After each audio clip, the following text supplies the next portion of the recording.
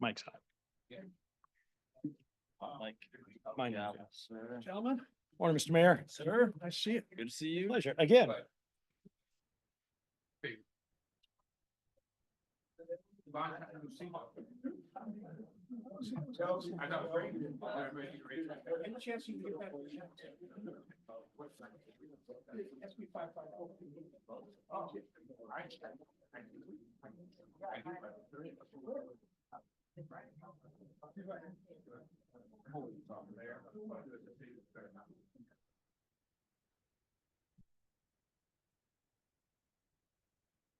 know why we went from every other month or quarterly to monthly? Is there a lot?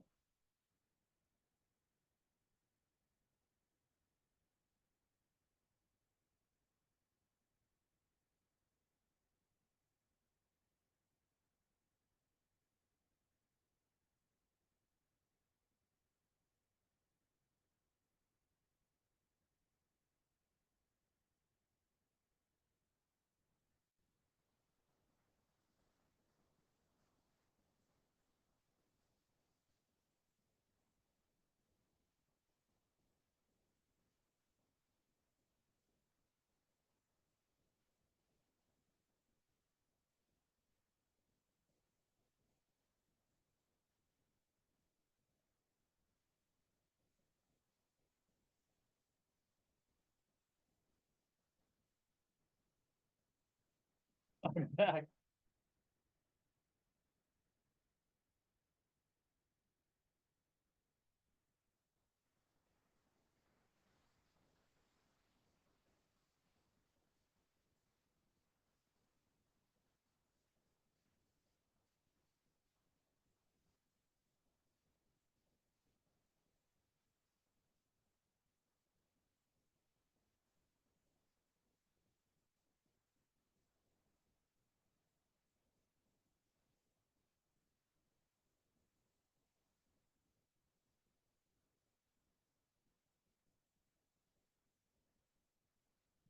Let's do it.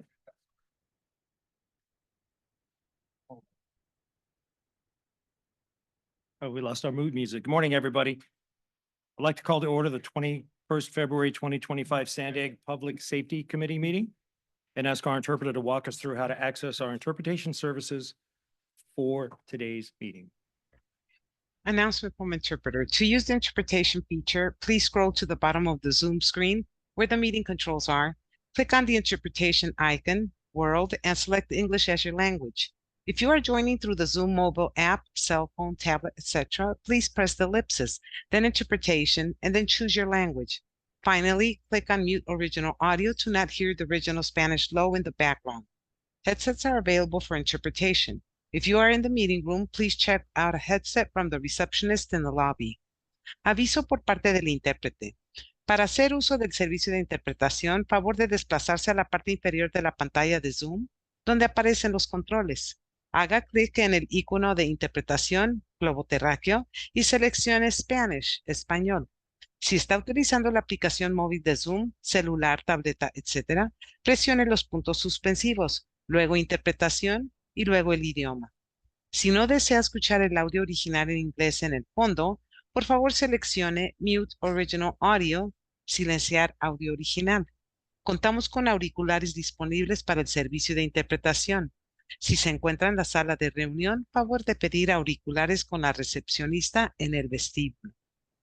Thank you. Hey, before we begin today's meeting, I'd like to take a moment to acknowledge the loss of CAL FIRE Captain Marodi, who tragically passed away this week. Her service, dedication, and sacrifice will not be forgotten.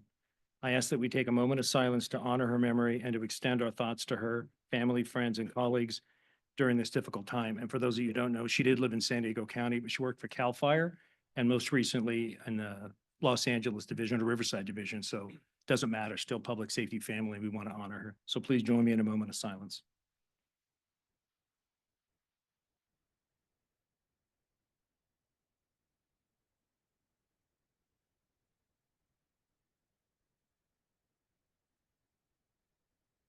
Thank you, and please keep her in your thoughts. Okay, I'd like to take a moment to acknowledge the land that we call home. The tribal nations of the San Diego region has historically faced injustices. We acknowledge the harmony that existed between the land, nature, and its original peoples who have since endured displacement, persecution, and systemic oppression.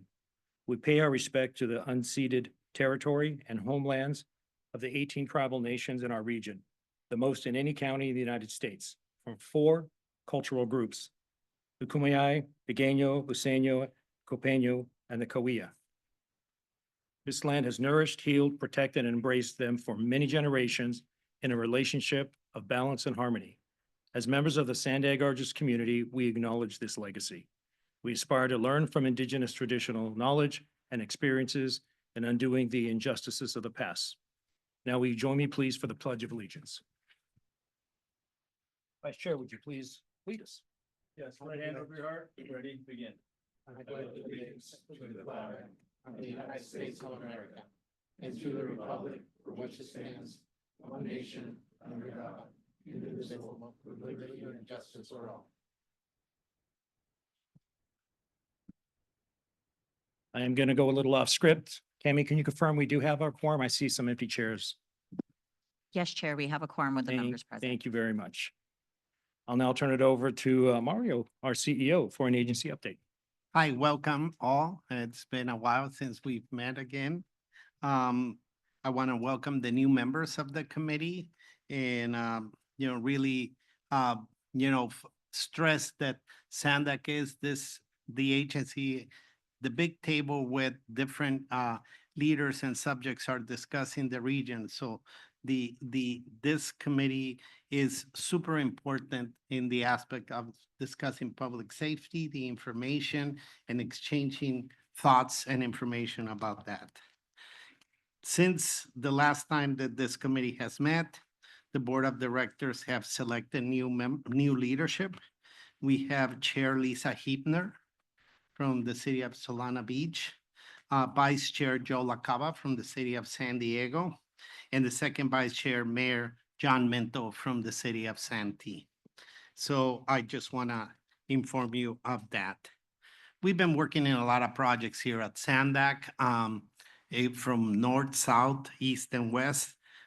We can highlight that we've been working with DFO Aki on the Alta Mesa East project very closely.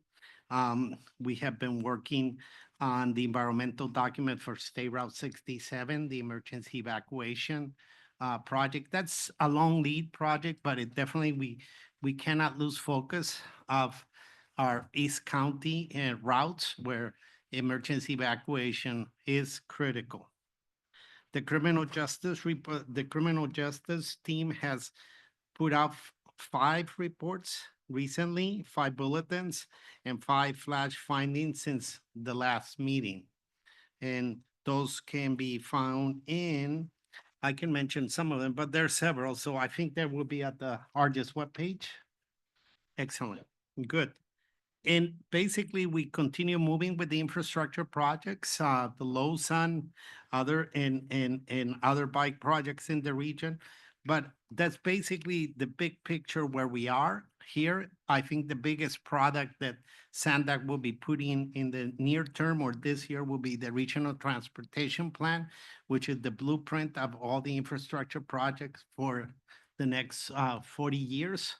That changes every 4 years. It's updated, but I think it's an important plan that spells out where this region is trying to go to. Again, welcome, and that's my conclusion. Thank you, Mario. So my goal in these meetings is to have at least one issue that I throw in that's not on my script. So Cami, this is going to be number 2.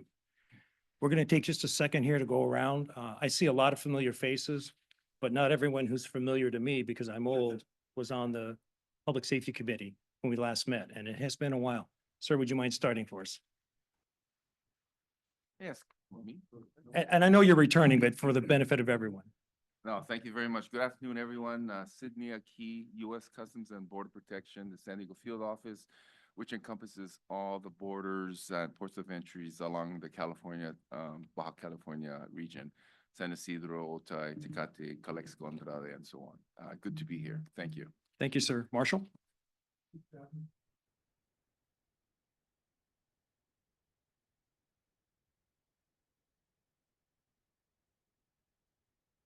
Thank you, sir. Chief?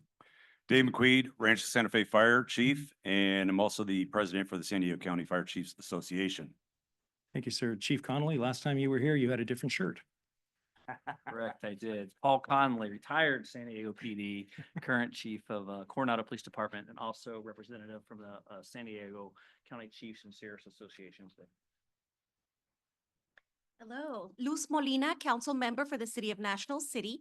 I am happy to join the Public Safety Committee. This is my first year on this committee. Thank you. Hi, good afternoon. Jorge Duran. I'm currently the chief investigator for the district attorney's office, and I'm a returning member of the subcommittee. I'm also retired from San Diego Police Department. Hi, my name is Bill Wells. I'm the mayor of the city of El Cajon. Henry Foster, City of San Diego, Council Member, 4th District. Kelly Martinez, Sheriff, San Diego County. County Supervisor Joel Anderson. Hey, I'm Tony Ray, the Director of Argus. I want to thank you all for attending this meeting. Kevin Shin, City Council Member for City of Carlsbad and retired Fire Captain for Culver City Fire Department. Ed Musgrove, San Marcos City Council and retired Sheriff's Captain. Mario Orso, SANDAG CEO. Noela Timong, Manager at Argus. Octavio Rodriguez, Principal Criminal Justice Researcher, SANDAG.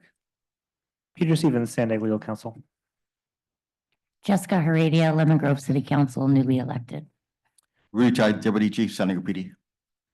Alex Hernandez, Chief of Police, National City. Brian Clark, Special Agent Charged for the Drug Enforcement Administration, and this is my very first meeting here. I've been here about 8 months. Logan Manning, I'm the Law Enforcement Coordinator for the U.S. Attorney's Office. Good afternoon, everybody. Deputy Chief Abby Torres with the San Diego County Probation Department. Excellent. Thank you, everyone. Appreciate you coming into the meeting. We have in the past had gaps. This is my 5th year now on Public Safety Committee as an alternate, now as a full member, but we've had gaps of a month or two. And when we get to the approval of minutes, you'll realize when the last meeting was. So try to keep your laughter to a minimum. Cammie, I'm done with the ad-libbing. Okay, so we're going to start the meeting today with non-agenda public and member comments. For public speaker information, all items will have 2 minutes today for comment. Cammie, do we have any public speakers? Yes, we have 3 in-person speakers and 1 online. I will call you in order. Please come to the mic when you hear your name. Carita Javier.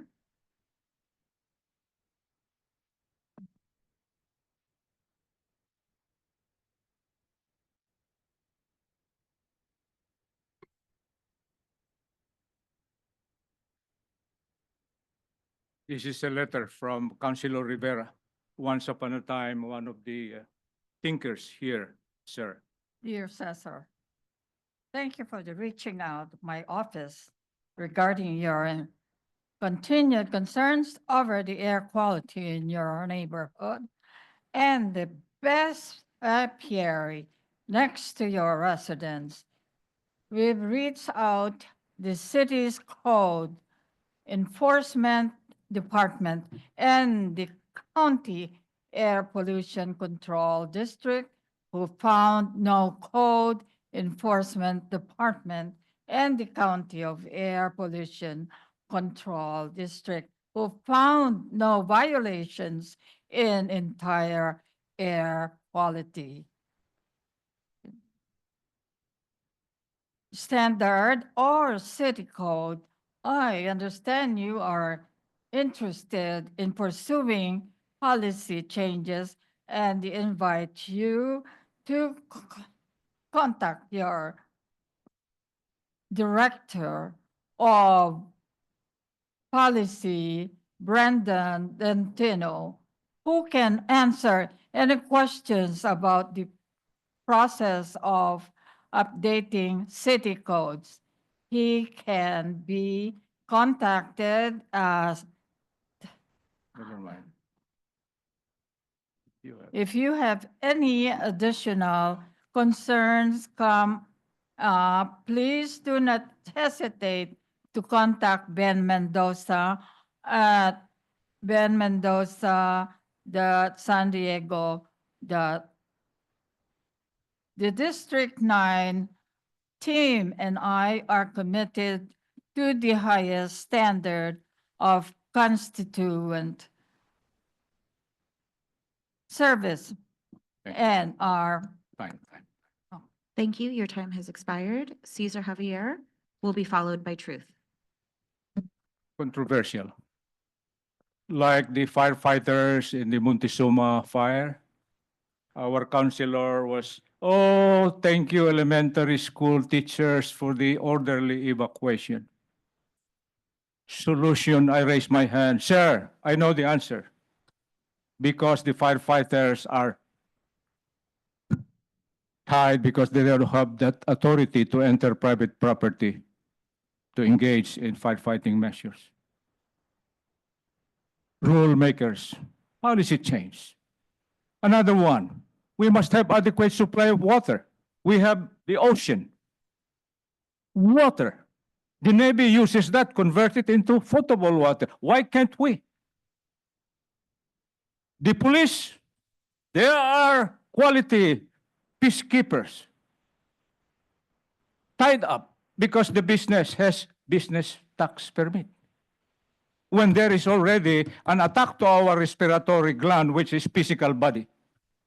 Now, where is justice here? It's been there since 1984.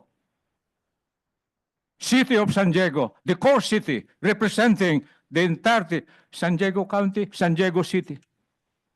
Twins.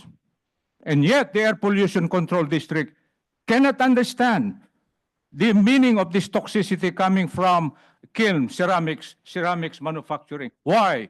Because the air pollution is meant for business.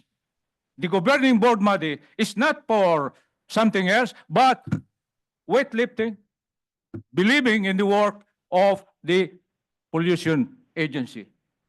This is a national security search, if I may say.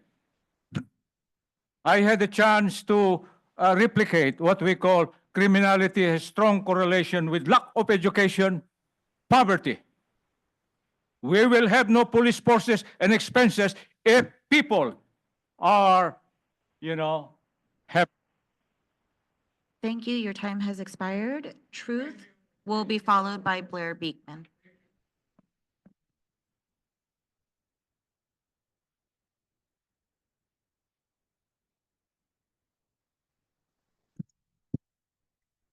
Hey there, Henry. I'm the lead investigator into SANDAG. And Joel, nice of you to finally show up to a meeting. A ton of safety concerns have popped up since the last meeting, who knows when. You got the fires, the arsonist. County Fire Chief Meacham said they got a junk helicopter that can't even be flown at night and has been out of service for 8 months. None of them informed us until last month, which I consider negligence and dereliction of duty. Also, nobody's investing in putting water sources upon mountaintops for easy access to water near fire-prone areas. There's been more violence in or around trolleys with no solutions and no enforcement, regardless of what MTS claims. In National City, Luz, a business owner, was having a photo shoot done to promote their business, and some guy ran in and stole the photographer's equipment. I entered the business shortly after when the police were on scene. The business owner told me that homeless people are being recruited to steal and sell to gangs and theft rings. We've got horses and dogs being kept in absolutely deplorable conditions on Artesian Road in Rancho Santa Fe under the miscare of Deborah Barkley and Craig Netwig. The county's done nothing. DA Summer Stephan finally opened a case on the dogs that have been reported to bite the neighbors, but has done nothing about the 3 dead horses for like the 3rd year in a row. Maybe it's because both Deborah and Craig were reported to point guns at people, including at a CBS 8 news crew. Many suspect it's because Netwig has a company called Kingly Technologies that provides the membrane chemicals for projects like impure water to turn toilet water into toxic tap water. At the Board of Supervisors, that Joel also skips out on, some of the Immigrants' Rights Consortium minions were calling Kelly and all the deputies pigs for working with ICE. And one of those children happened to pop up at the Imperial Beach City Council the other night, I guess because the ACE cult made a call. But Kelly, I really appreciate you going on to ABC 10 and debunking the lies that media and various criminal communist organizations have been feeding to the people that have protested or rioted upon our streets. I actually played some of that interview for people in National City to debunk the propaganda, and boy, did some of them love that. But you know what? I'm happy to be the minority anywhere I go. Thank you. Thank you. Next up will be Blair Beekman. Blair, you are self-muted. Thank you. Okay, hopefully I'm unmuted now and hopefully you can hear me. My name is Blair Beekman. Hi, happy meeting today. I am actually traveling to my old hometown, San Jose. I'm at the San Jose Public Library. So I'll be back on Sunday doing some stuff up here. I wanted to offer, you guys had a public meeting this morning that considered border issues. It didn't have a Zoom link to it, so you kept it as a closed process. I hope there could be ways, there can be tape recordings available. So if a person was to write a letter to ask you for the public meeting process, so that can be addressed. It sounds really important, and in fact, you're going to be talking about ARGIS items today. So a really important, good meeting that I'm very hopeful that there actually can be ways that as local and state agencies, we can address federal agencies, and we have the ability and legal right to do that. And it's from that, I think we can be developing a whole important set of important guidelines on civil rights and civil protections, basic due process laws. We're trying to better understand what people should be allowed under due process. Good luck that we really work on that. I think it's a good fight, and I think that's important. And so good luck in that effort and what we're working on with that. To conclude, I think that's about all for myself today. Good luck in the meeting today. And wanting to always to be better addressing better civil rights and civil protections with our data collection. Thank you. Thank you, and that concludes our public speakers. Thank you, Cami. Do we have any member comments from either the standing members or the advisory committee members? Not seeing any hands or disgruntled looks. Oh, Chief, do you have something? This is called collaboration. This is law enforcement and fire working together here. That's called a So conspiracy. Go ahead. We're sharing a microphone. All right, I'm going to go first here. So good afternoon, Chair Musgrove and Vice Chair Shin and fellow committee members. My name is Dave McQueen, Fire Chief of the Rancho Santa Fe, as mentioned before, also the President for San Diego County Fire Chiefs. We had our meetings on November 7th of 2024 and February 6th of 2025. San Diego County Behavioral Health Services Deputy Director presented the roles and responsibilities of the Mobile Crisis Response Team called MCRT and how they work with law enforcement and fire. MCRT can respond to behavioral health calls that do not involve medical emergencies, weapons, or known threats of violence. Item number 3, San Diego County Office of Emergency Services has plans to increase the campaign for the Genesis EVAC platform in conjunction with Alert San Diego for incident notifications to the public. Number 4, if you don't have watch duty, I'm sure you're going to be having it on your phone soon. It's become widely publicized since the recent fires in Southern California, and our association is arranging to have them do a presentation in the future meetings. San Diego County Fire Chiefs Association continues to collaborate with the San Diego and Imperial County Hospital Associations, Ambulance Association of San Diego County, the San Diego County Emergency Medical Services, for the goal in aiming to improve the continuum of care for emergency patients from the 911 system with an emphasis on the ambulance patient offload times, also called APOT. The County Fire Chiefs also is collaborating with the same groups previously mentioned in a new County EMS Core Group and Steering Committee looking at the future functionality of EMS and hospitals. This stems from the 2 separate 2024 County of San Diego comprehensive evaluations of the Bay Station Hospital System and the Trauma Center Catchment Area designations. Our training section will be facilitating the annual County Wildland Drill in the City of San Marcos as the host agency. Camp Pendleton Fire will be hosting Fire School in June. This is live fire training for firefighters in the wildland setting. CAL FIRE has also lifted the burn ban as of February 17th of 2025, now allowing burn permits to be issued. San Diego operational area provided the following to the LA fires. We sent 4 strike teams, 1 hand crew, 1 hazardous materials unit, an urban search and rescue team made of 35 personnel for body recovery, and 3 extrication modules, along with numerous management and overhead assignments. However, San Diego operational area also provided pre-positioned strike teams, task force, emergency communication dispatchers, hand crews, Type 3 incident management positions to support any potential incident within our county during the exact same wind events. This was a notable accomplishment for us, very good success, considering the Ted Williams fire, the Gilman fire, the Center fire, the Lilac fire, Riverview fire, Paula fire, and Border 2 fire, just to mention a few of them that happened in San Diego in the month of January. That ends my report. If there's any questions. Any members have any questions of the chief? I think I'll just let me a quick comment. It goes way back before us, at least me in the 80s with law enforcement, but the interoperability between law enforcement, fire as separate entities, and then working together is second to none anywhere else in the state and probably in any state. Interoperable communications have always been a primary function when we talk about the UASI grants and making sure that we can talk to each other. And the way that we backfill and support, we saw it when we sent, in San Marcos, we sent teams up to Northern California. And so those backfills came from Deer Springs, North County Fire, Vista, Escondido. So you'd see a box coming from one agency and a truck coming from another, but it didn't matter because everybody could talk and everybody knew exactly what was expected. Law enforcement services, it's commendable. So I just want to throw that onto your comments, Chief. Much appreciated by all of us. All right, well, good afternoon, Chair Musgrove and Vice Chair Shin. Again, Paul Conley, Chief of Coronado Police Department and representative of the San Diego County Sheriffs and Chiefs Association. We've had 2 meetings since January 1, with the first meeting being on January 8th. During that meeting, FBI SAC Stacey Moy briefed on the New Orleans and Vegas terrorist incidents, which led to a group discussion about evaluating each of our cities' individual security plans for the special events, to include the use of ballards or physical barriers such as vehicles to protect main streets or intersections at large scale events, with the intent, of course, of enhancing security at city events to ensure public safety.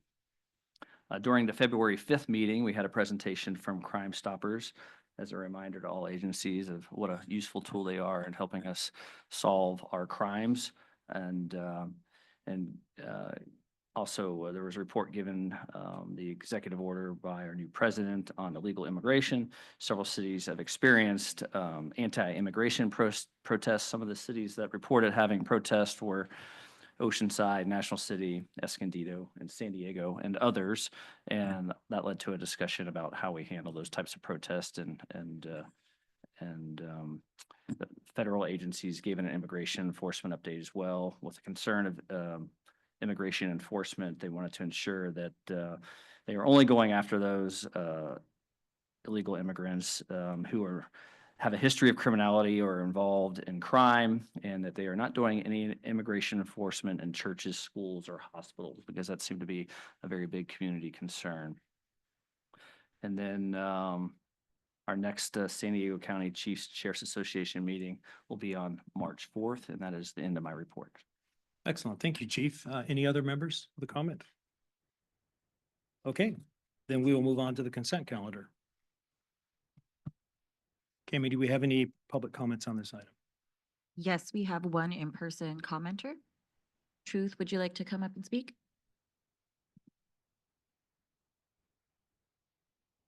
I would like to come up to speak. Thank you for asking me. Item 2, the minutes say the meeting only had 2 speakers and the meeting lasted only a measly 1 hour, 43 minutes. So why were we given only 60 seconds to speak? Did anyone get an answer on that? Did we ever figure out why? Because I know why. The answer is, of course, censorship. That's why I'm so thankful to have a new chair who actually is qualified to be in the seat in many aspects. Instead of something like this is not what we need in the seat, because then we have minutes that we don't like. I mean, those are turkeys. Luz knows what I'm talking about. Thank you. That concludes our public comments. Okay, thank you, Cami. So we are going to look for a motion to approve the minutes from the last meeting of June 21st, 2024. Have a motion? Do we have a second? Okay. Are we going to use the devices for the voting? Okay, so you have your device. If you're not familiar, 1 is a yes, 2 is a no. And if you abstain for it, and you don't need to abstain on the minutes, you can certainly vote on that. It's not an action item. So if you would, please vote. If you have a device, then you're a voting member.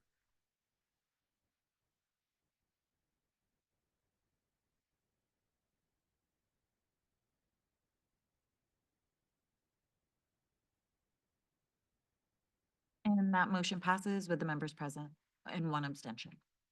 Two abstentions, my apologies. Thank you, Cami. Okay, we're moving on now to item 3. We have an update from Argus Director Tony Ray.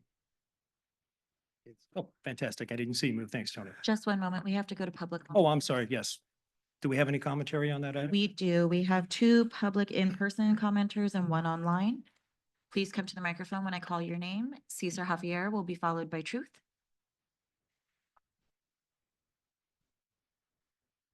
Cesar, would you like to speak on this item? Yes. We would be more fruitful if we here learn from the presentation, Your Honors. May we hear the presentation first? Let's check with the other in-person commenter. Truth, did you want to wait until after the presentation to comment?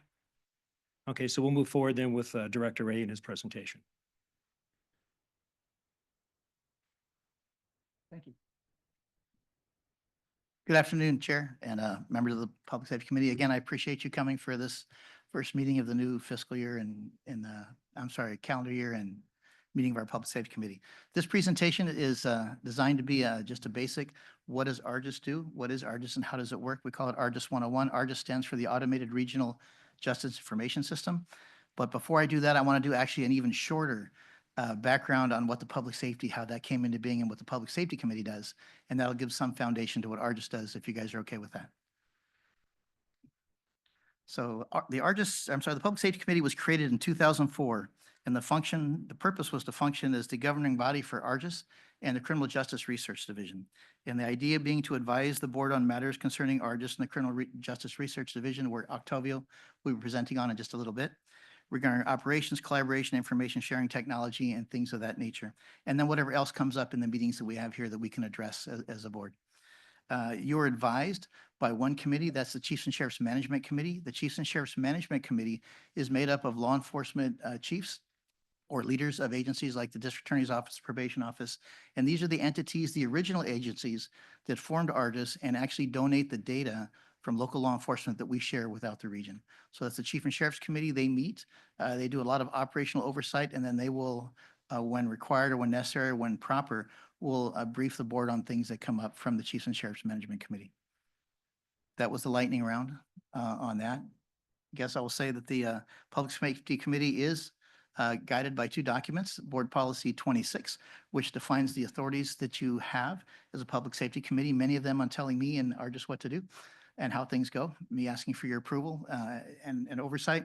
One of those is the ability to make financial transaction approvals up to $500,000. So if we have a budget that's set and I want to make a budget amendment, I would come to you if it was under $500,000 and you would listen to my proposal and then let me know yes or no if I could do something like that, among other things that we have. Board Policy 2 that you see on the board up there defines the actual makeup of the Public Safety Committee, which is 6 members from the Board of Directors or their, we call it seconds, 6 members from the Public Safety, law enforcement, fire, medical services, and then 8 regional from state, local, and federal agencies that would advise, not voting, but advising and certainly participating in the discussions that we have in here.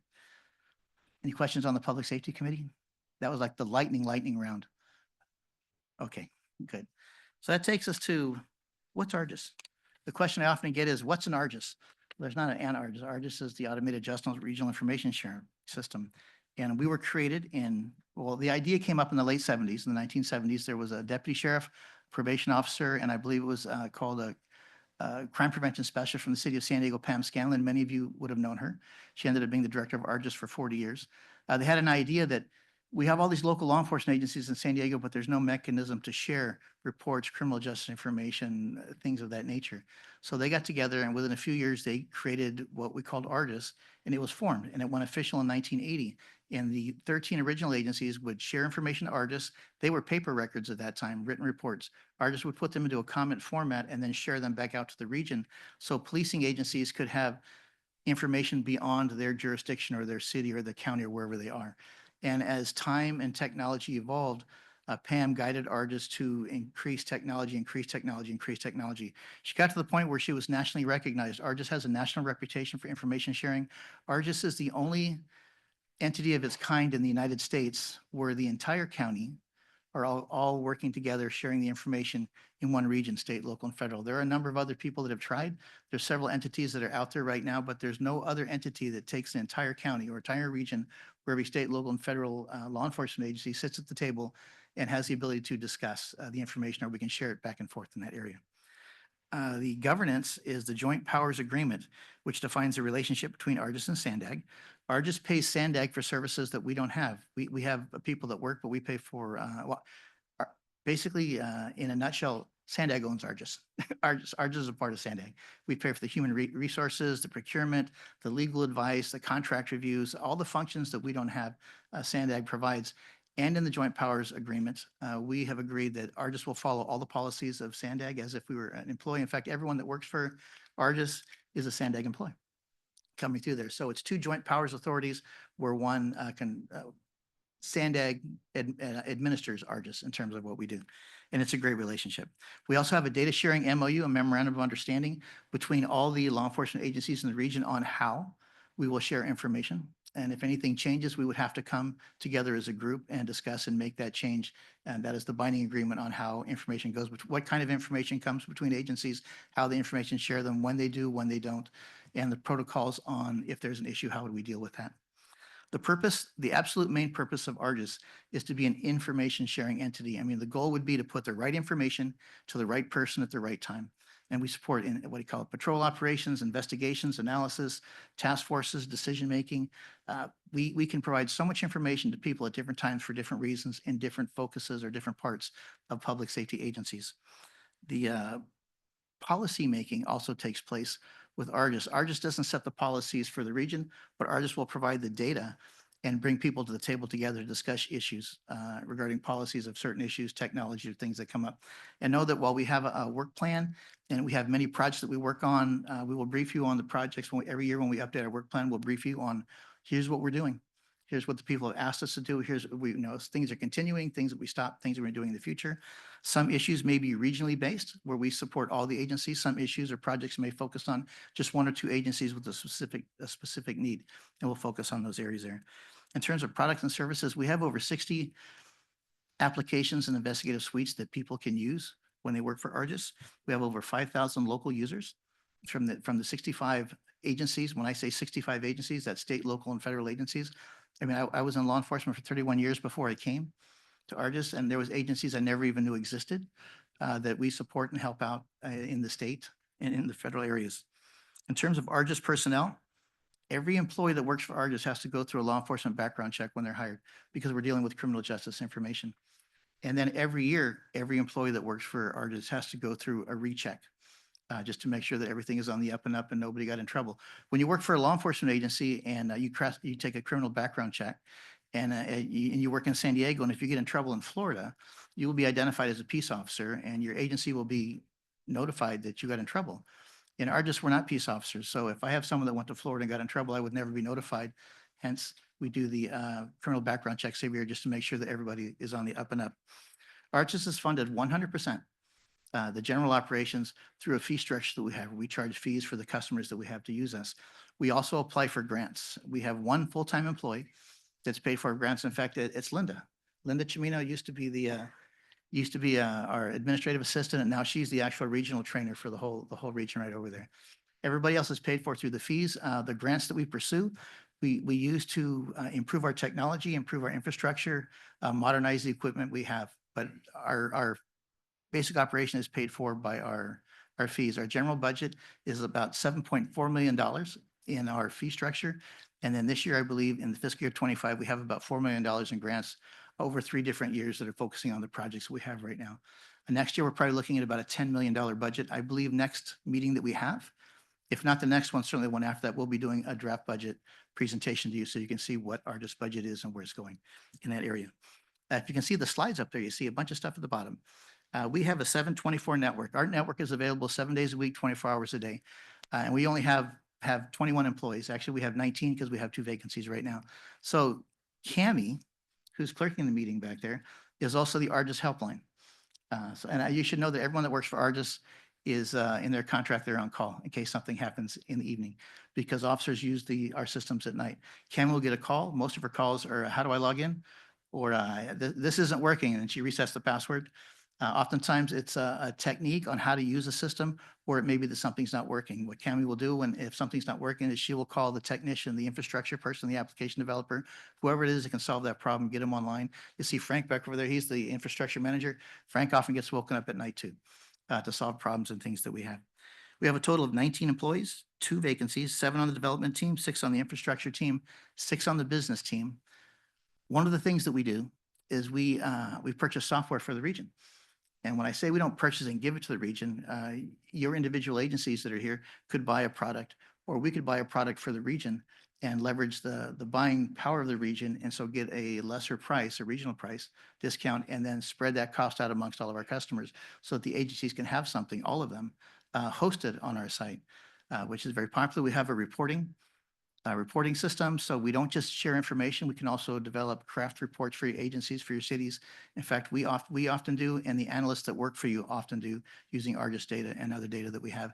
And then we have a regional governance system. So we are controlled. Argus, I'm the director. I report to Mario Orso, the director of SANDAG. But you, right now, as the Public Safety Committee, are pretty much the functional operations board for us, and we'll come to you when we have major issues we want to talk about. So, I think is that it? No, there's a few more things I want to show you. I like talking. Here's 5 applications. I'll go real quick on these. You see Surfers, eQuery, Bowls, ONS, and MyBank. Surfers stands for the state, regional, federal. Oh my gosh, I forgot what the E stands for. Enterprise Retrieval System. So if I was a patrol officer, an investigator, a detective, an analyst, and I wanted to do some research on a location, a vehicle, an individual, I could get on a desktop computer, or I could get on a mobile phone and work on that. And we've had, I think, over 600,000 contacts last year, or searches on the mobile phone, over 400,000 searches on the desktop phone. It's our most popular application. It puts so much information at the fingertips of the investigators, they can use that. The eQuery is, if you say, my mayor wanted to know, my mayor wanted to know, Bill Wells, if he was to ask the Elkhorn Police Department, can you tell me how many alcoholic related events that we had within a quarter mile of Granite Hills High School? Between these 3 months, you would go into eQuery, and that's where the analyst would craft that report and then get you the information that was coming back. Or Chair Musgrove may say, I want to know how many traffic collisions have we had in our intersections over the last 6 months between the hours of 9 o'clock at night and 2 o'clock in the morning, Thursday, Friday, Saturday, and Sunday. You would go to eQuery and you could pull that information out and do that. The Bowls are basically, it's short for be on the lookout. And we use this system. If I was a detective in Oceanside and I was looking for a certain car that was used, it was a 1985 Toyota Camry with a license plate 123 ABC. I could put that out on the Be on the Lookout system. It would go out to all of the agencies and all of the users that we have, and they would have that at their fingertips.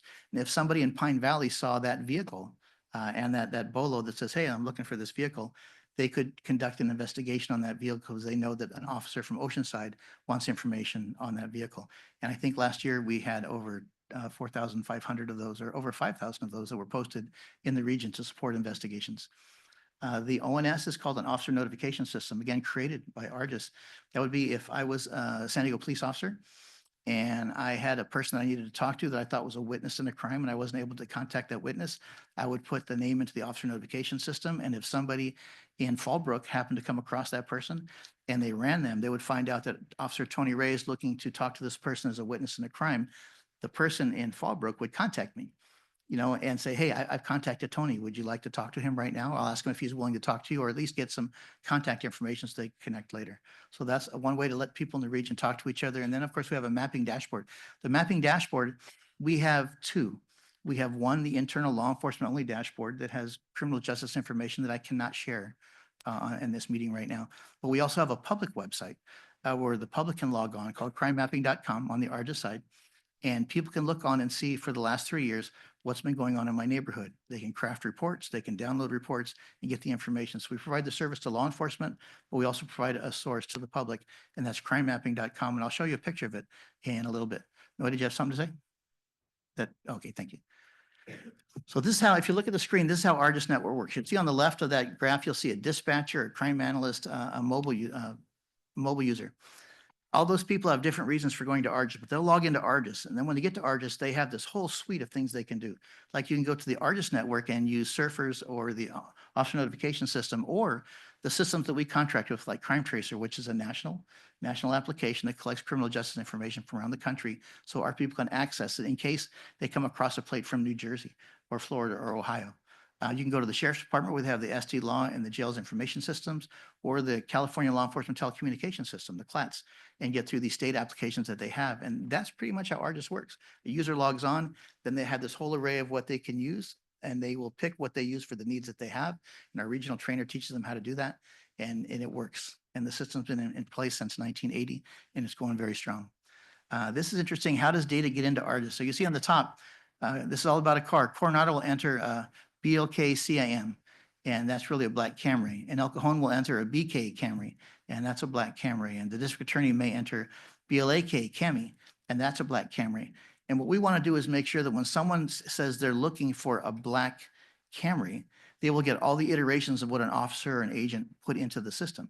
So you can look at the bottom there. We have 38 different color validation fields and 1,852 vehicle model validation fields. And if you look on the left, you'll see we have over 200 validation tables and over 156,000 fields that we run our information through to make sure that our information is standard and everybody sees the same thing when it's coming out. It may come in disparate, but it goes out through the systems, common for everybody. There it is. Like if you look on the top, this is about our information portals. We have the law enforcement and the public. On the picture on the top right, that is right here, downtown San Diego. I put in 401B, and then I put in the zip code 92101, and those dots represent every criminal justice type of activity that has happened since January 1st until February 10th of this year. And if you were on that, this is the public website. You could go inside, you could sort that by types crime, by 1 day ago, 3 days ago, 5 days ago, 3 months ago, a year ago, and you can look in and see what is and craft some very simple downloads. But if you go to the SANDAG Open Data Portal, which also has a mapping dashboard, they use Argus data for crime statistics and mapping. There's a mapping interactive map there, and also the SANDAG Open Data Portal creates prefabricated maps and graphs and things that you can put the information in, and then have reports that you can download. And we find out that colleges, universities, citizens groups often go to these two websites to get information regarding what's happening in their community. This is where the portal is. There's the website, but if you just Google SANDAG Open Data Portal, it'll take you to here, and you see the two blocks are just crime mapping and also Criminal Justice Research Division, which Octavio will tell you a little bit more coming up right after me. And that is my basic Argus 101. I'm happy to answer any questions that you have now, or we make house calls. If any of y'all would like us to come to your entity and talk about Argus and share, we'd be happy to come out and visit you at your location too. And that includes members of the public. We'll come to your house too. Excellent. Thank you, Director Ray. Do we have any member comments or questions for the director? I apologize. I do need to make a correction here. So Cesar Javier was correct. We always follow public comments after a presentation. So we do have some public comments, which will then be followed by member comments. Let's do it.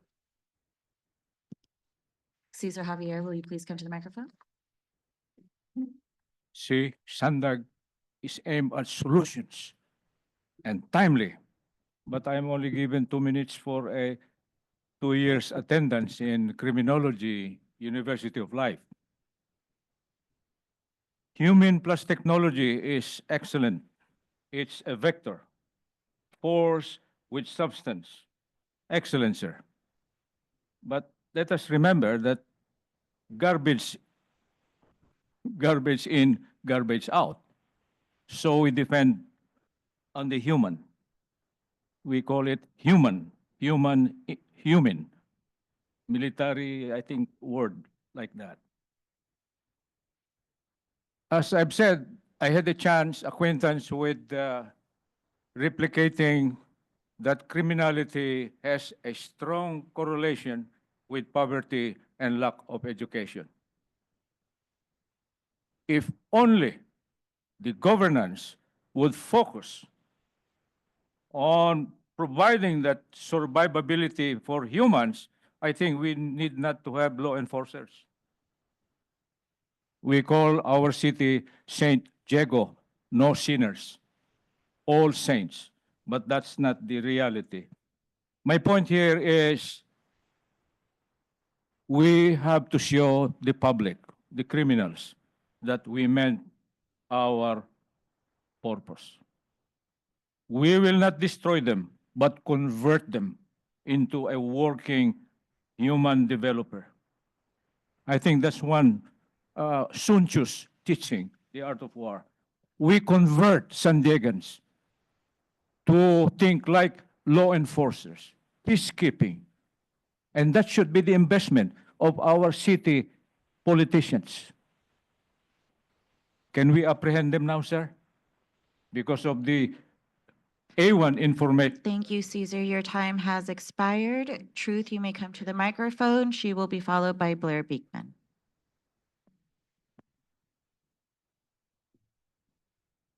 There's a lot of people I would love to arrest. Garbage in, garbage out. That actually kind of reminds me of SANDAG. I don't know if that's good or bad. I'm not an expert on that saying.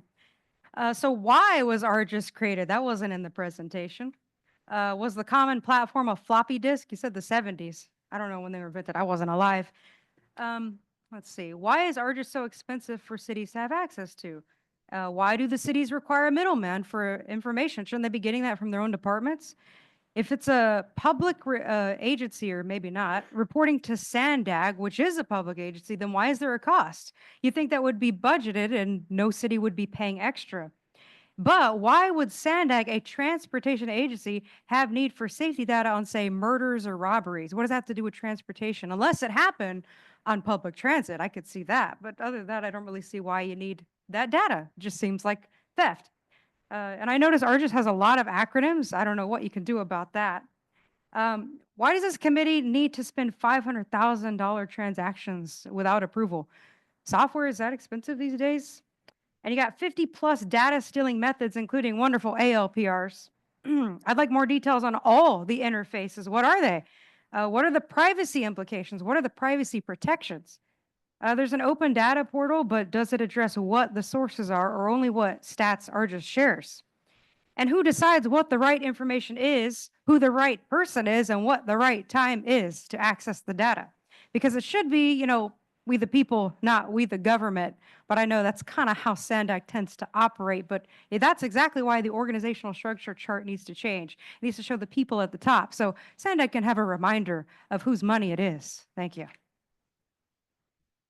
Thank you. Blair Beekman.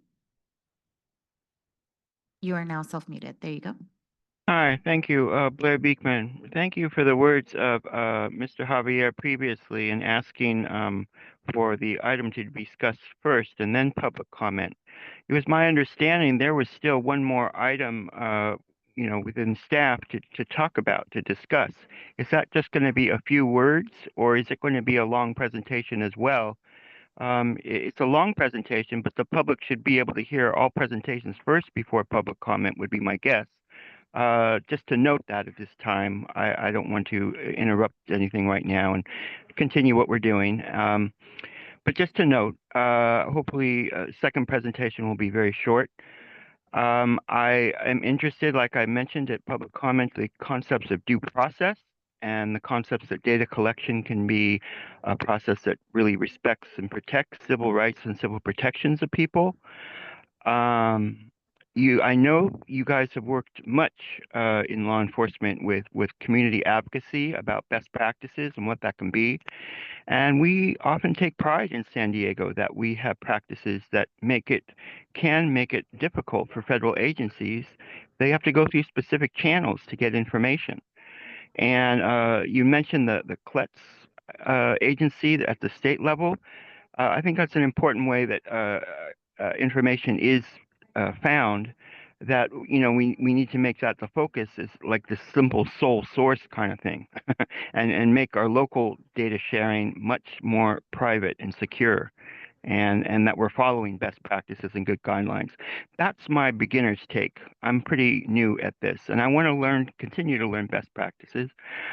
Good luck in what you will be doing to really address, I think, what can be an interesting future.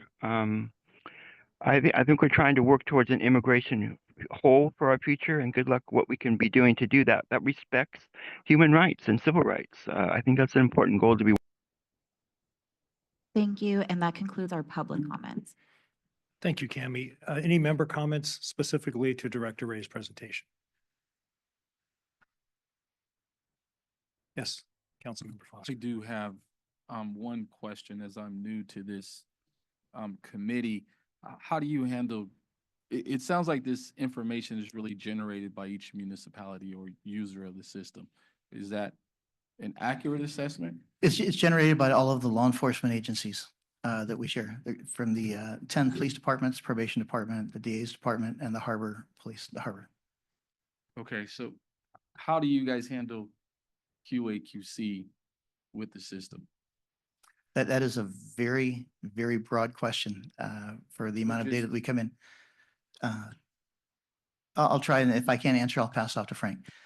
The data comes in through, the first part is security. We would have to have a secure network for people to come in. So for example, the sheriff's department will connect with ARGIS.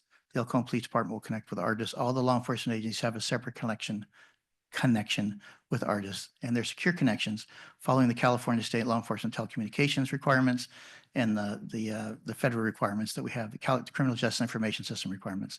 Those are the standards that we have. So the products that we used to make the physical connections have to meet those standards.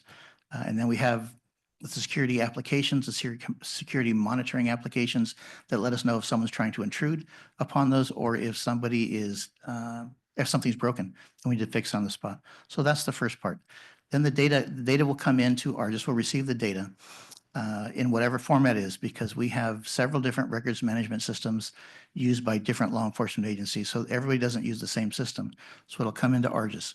Then we'll have to put that, our developers will create protocols to take the data that's different, like you see the different, how I had Camry that was written up 3 different ways, create algorithms, systems, protocols to turn them, to check them all, and then make sure they're put into the same format, so that every 211 PC robbery is a 211 PC robbery, depending on how it is submitted. Now, most agency officers are trained to write 211 PC penal code robbery. But if something's not typed in exactly like that, we can ensure it's in that area. It goes through a system with our application developers testing, and then we put it into what do we have? We receive it. We have the test environment to create the QA, or quality assurance, quality controls I think you're talking about.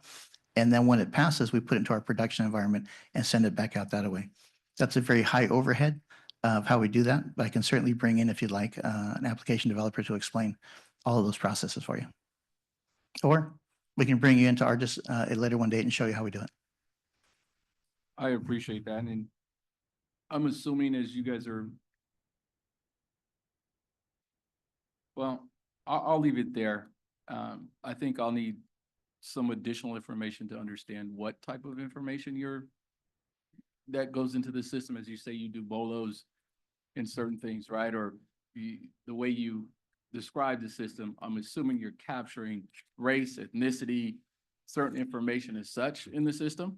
Yes, everything that would be on a crime report, an arrest report, a field interview, a traffic citation, a traffic collision report, it would be name, date, location, birth date, social security number, height, weight, whatever it is, race, ethnicity. That everything that we would document in those reports is the information that we have and that we share. So if there's issues with someone's race, ethnicity, I'm assuming that's up to the law enforcement agencies to deal with that type of QA/QC, right? Meaning if they put in that someone is Latino, they're not Latino. That would, I can tell you that should be handled from the agency that's submitting the data. We clean and clear the data we have here, but we can't make that judgment on the traffic stop or the arrest because we weren't present that time. That should be handled at the time of the stop with the officer, and then the review from the officer or his supervisor when they're reviewing the reports or however that's made. We just make sure that all the data that comes in is the same once we have it. And when I say the same, in the same format that we can share it back out to the region with. Okay, so the answer is it's up to law enforcement agencies to handle their QA/QC as far as that type of. For that. Now, if this is possible though, an agency could call us like La Mesa Police Department and say, hey, we're putting in this and the races are showing this and you're showing them that. Then we have to go back and look at our system and see if there's a broken algorithm or if something's missing or if we missed a field or we have a glitch or if something happened inside there, then we would fix that. But at the initial part on what do we identify somebody as, that happens with the officer out in the field. Okay, thank you. Tony, I think would you like to highlight how the system, RJ system is totally independent from the SANDAG system? And it's a standalone system with its own firewalls and different Yes. connections? Thank you, sir. There are two different, while we're both in the SANDAG building, there's two different networks. There's the SANDAG network that handles all of the SANDAG business, and then there's the ARGIS network, which is 100% independent and not connected to what ARGIS has.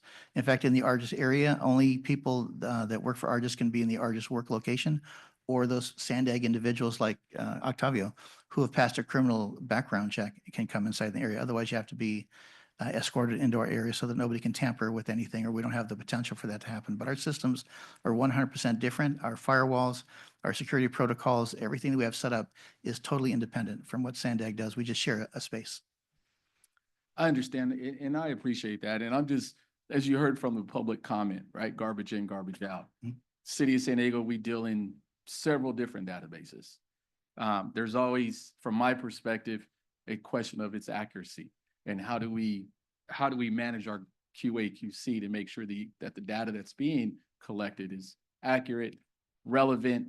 And so that's just my concern here as we're looking at a database that is used, I guess you said statewide or however you use it, to making sure that whatever goes in the system is accurate, is usable. And so I'm just looking at how that's being managed and how we're ensuring that the officers or the law enforcement agency that's on the ground inputting the information, that it's accurate. So that's my question and how we're using this. That is an excellent question. And I think in terms of security is our number one priority, because we don't want we don't want to release information that we should not be releasing that could be used maliciously by some people. In terms of the networks, like we have, I will tell you, we have a number of police agencies. I think there's 3 different records management systems used in San Diego right now amongst the agencies. So they all collect data in different formats. They send them to us and we put it in that common format. But I think the question you're asking right now is, we're talking about what goes in, what comes out. What goes in happens at the point of the field officer, and then we get the information. And if we have an issue where an agency like the sheriff can call us and say, hey, what we're putting in is not what you're putting out, then we can look and find out, did we make a mistake on our side? Is there something that's not connecting? Do we miss a field? Is something missing when we're trying to make the connection? Or is it an issue on what's been coming in on the other side? But Understood. Thank you. Do we have any other member comments? I just wanted to comment on that. It's the data, but there's a source document behind the data, right? Because all the data comes from arrest reports, field interviews, whatever. So an investigator, from my experience, once they look at the data, they could retrieve the source document actually by contacting that agency and look actually on what's on the report. Correct. As an investigator. So there is some backup to that. It's not just relying on numbers and zeros on a database. Correct.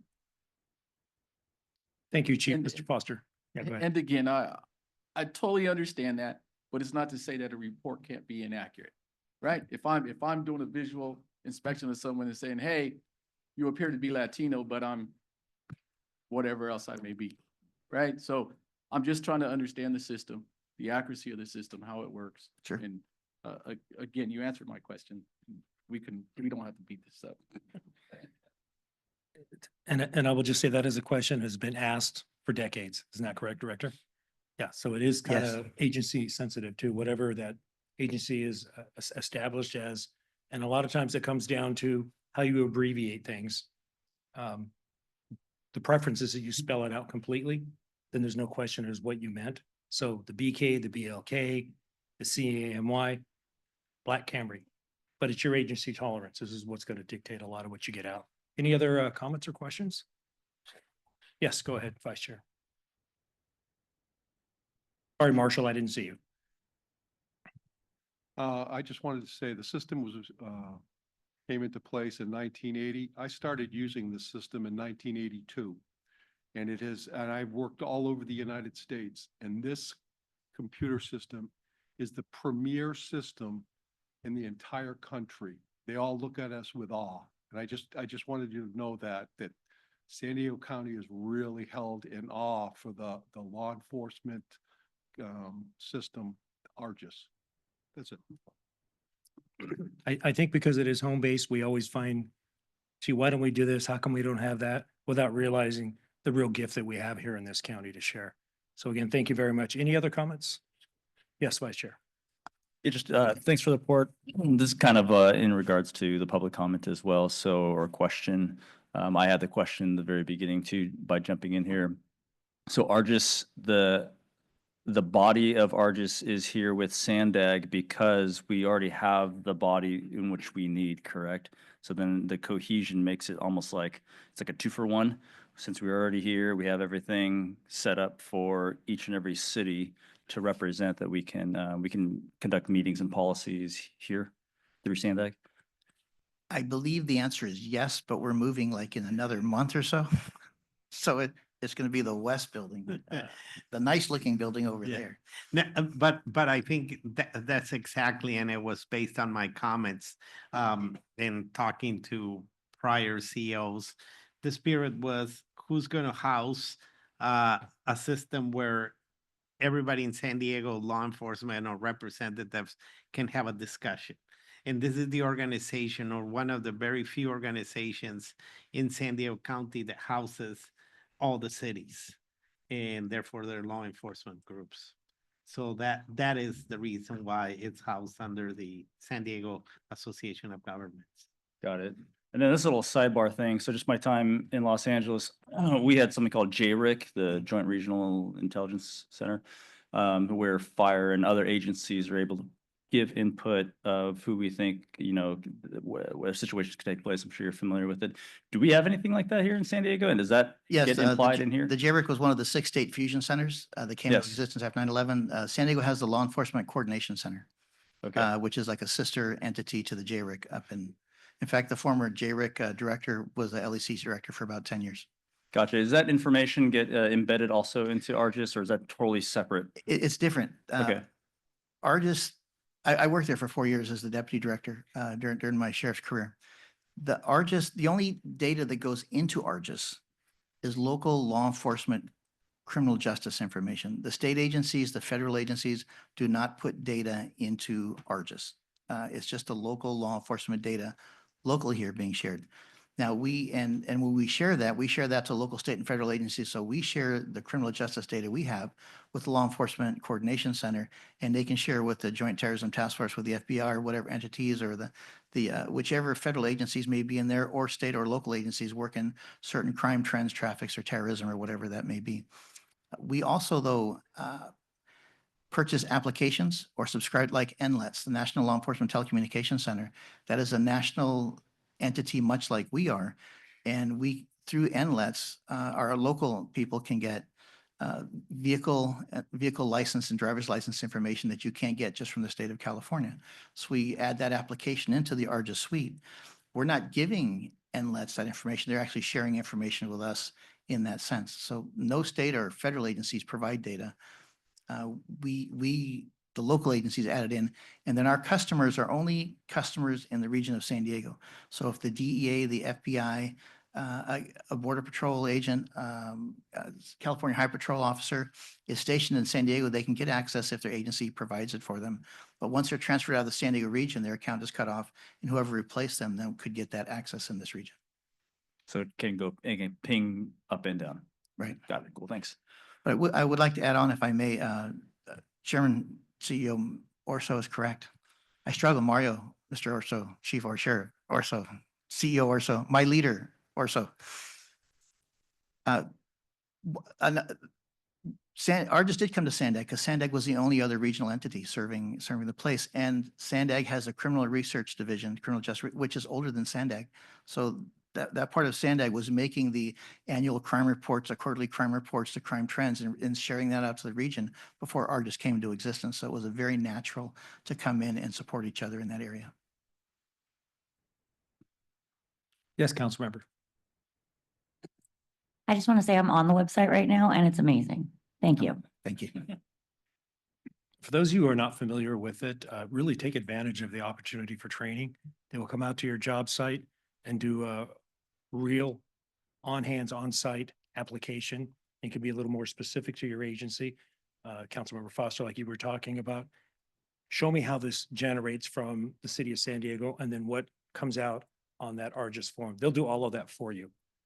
It's really handy. We've been working with it for those that are around long enough. It just kind of grow up with it. And again, you just assume it's always going to be there, but it really is very handy. Saves a lot of lives and ends a lot of confusion too. Any other questions or comments? All right, Director Ray, thank you. I don't think you're getting up though out of that chair, are you? Okay, so we're going to move on now to item 4. And that is an UASI update from Director Ray. Cami, do we have any public comments on this item? Public comments, yes, we'll keep them for after the presentation. You're on, Director.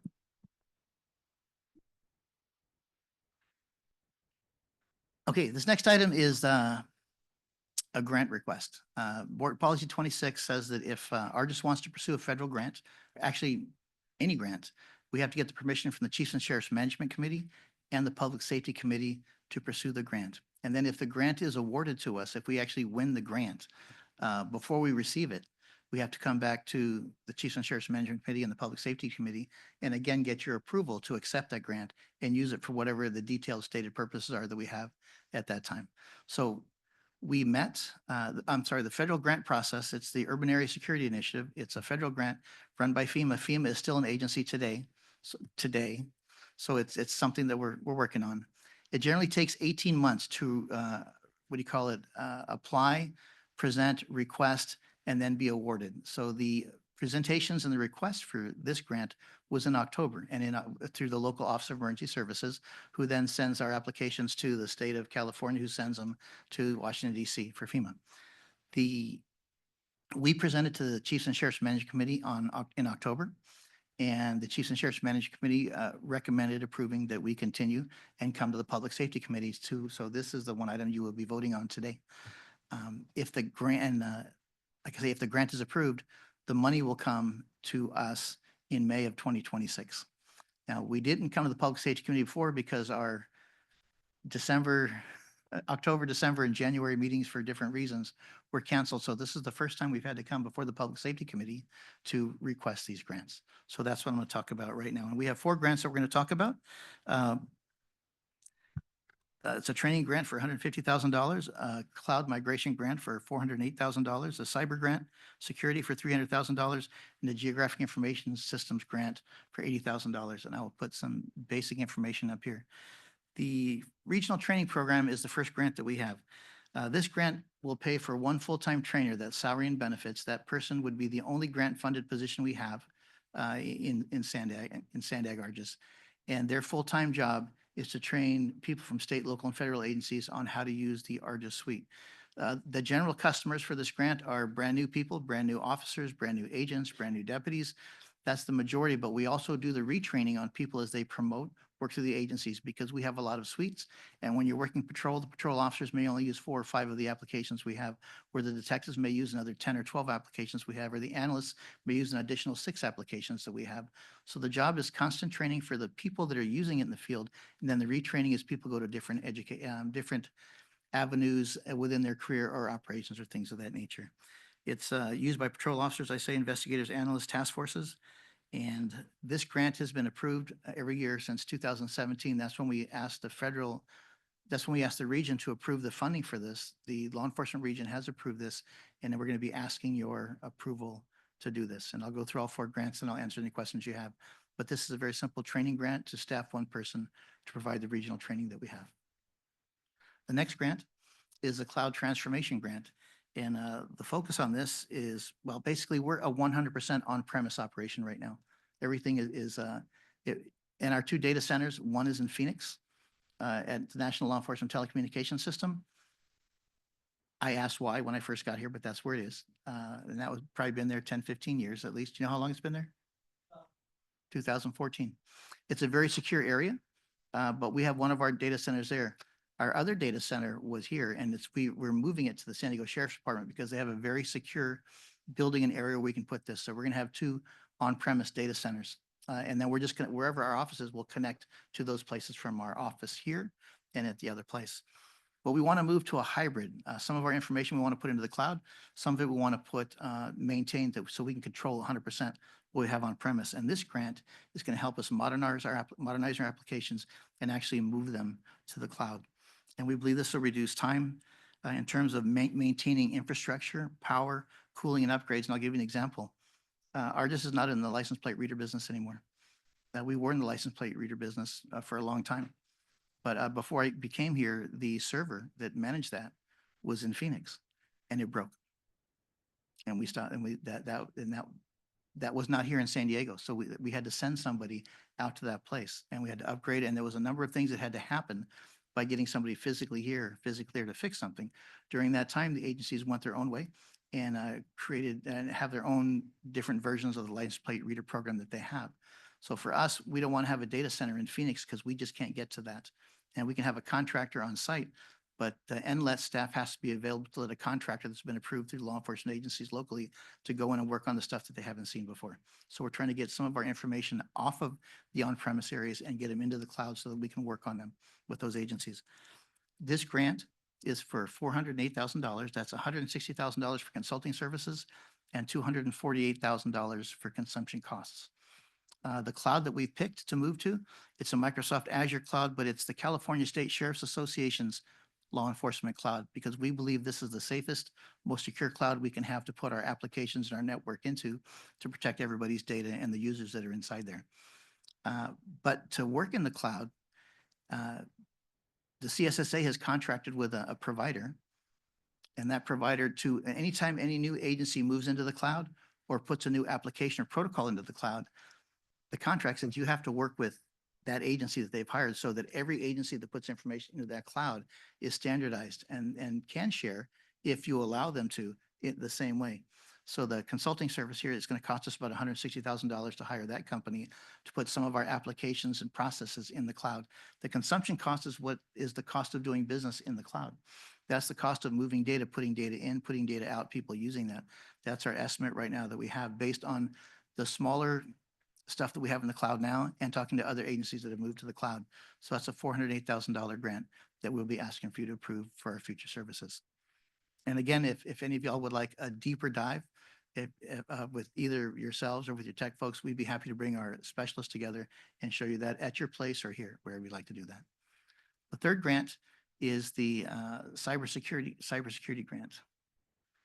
Helps if you push the right button. And there. The difference between this grant and the other grant, the cloud migration grant, was moving applications and processes into the cloud. This grant is providing security for those applications and processes so they are protected while they're in the cloud. Because while we're moving to that cloud, we still have to pay for and create security in what I would call like our house or our landing zone or the place where we live in that cloud. Because we're going to be sharing that with many other people. So we want to make sure that we have a secure environment within that secure environment, and then we can control who we allow to share information back and forth. And that's what those costs are right there. In terms of the last grant, this is the ESRI Enterprise. This is ESRI, ESRI being the international leader of geographic information systems in the world. And what you see up here, well, we have a mapping program. We would like to move that to the cloud. Right now, we can create information on our law enforcement mapping dashboard, and we can share it with one agency. We can talk to one agency back and forth. But if you look at this photograph up here, you can see like the law enforcement, well, you see something called the data lake, and that's where all these applications live and where the data is. And you can see that the Sheriff's Department has an area, and the Law Enforcement Coordination Center has an area, and we would like to have an area in that cloud so that if one of my people create a data layer that can be used, it can be instantly shared if we say okay and they say okay between the Sheriff's Department and the Law Enforcement Coordination Center or any agency that's in that cloud at the time. It's much faster. And by working in the cloud, you save the physical servers, the having to have a room that's climatically set to a certain temperature. When something breaks physically, you have to go and fix it physically. But if it breaks in the cloud, there's protocols set up in the cloud to start addressing that right away. So it should be actually more cost effective to work in the cloud than it is on premise, but we want to keep some things on premise because we just want to make sure that we can control the security of certain issues. So this is a very low cost, $50,000 for consulting services, 30 for cloud services. And again, the consulting would be the cost of moving our mapping protocol into the cloud with that provider that we have to contract with to do that. 30,000 is what we figured it would cost for the course of a year. So those are the four grants. Again, it's $938,000 total that we're going after. The training was $150,000, the cloud was $408,000, the cyber was $300,000, cybersecurity that is, and the mapping system, $80,000 for a total of $938. And I'm happy to answer any questions you may have, or I'll pass off to Noe if I can't answer any of these questions. Noe is a lot more than just a pretty face. I want you to know there's an awful lot of stuff done there.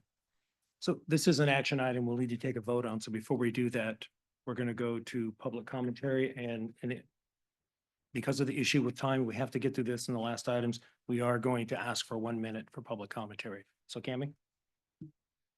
Thank you, Chair. We have 2 in-person commenters and 1 online. Cesar Javier will be followed by Truth. Thank you.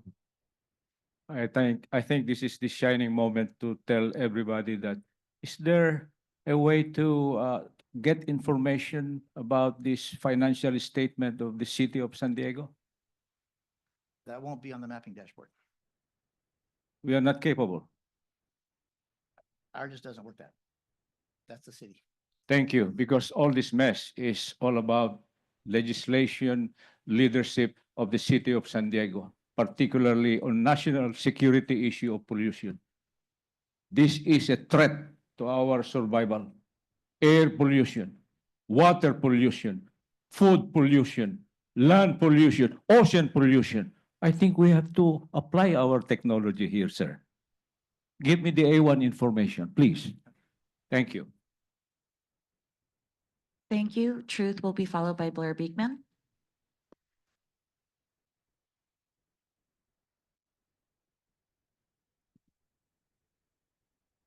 Okay, I noticed that cybersecurity costs almost as much as the cloud, and apparently there's 2 clouds, and I'm not a computer nerd, so maybe someone should explain why that is. Are the files being reorganized at one time or something?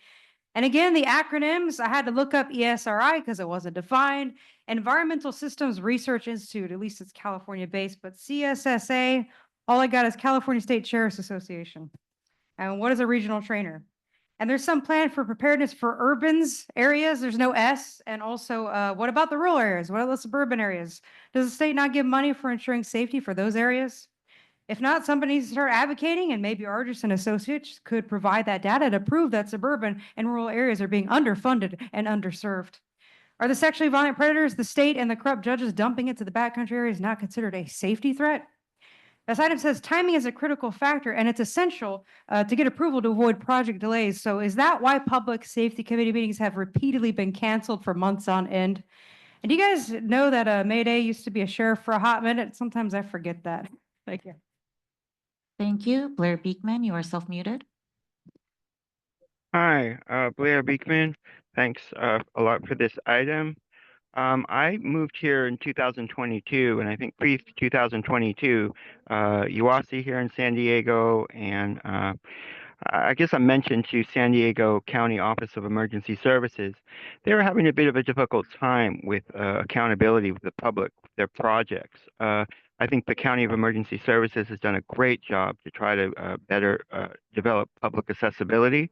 And with these sort of items that you're talking about here, so is UASI. Thank you. This always needs to be publicly accessible to understand.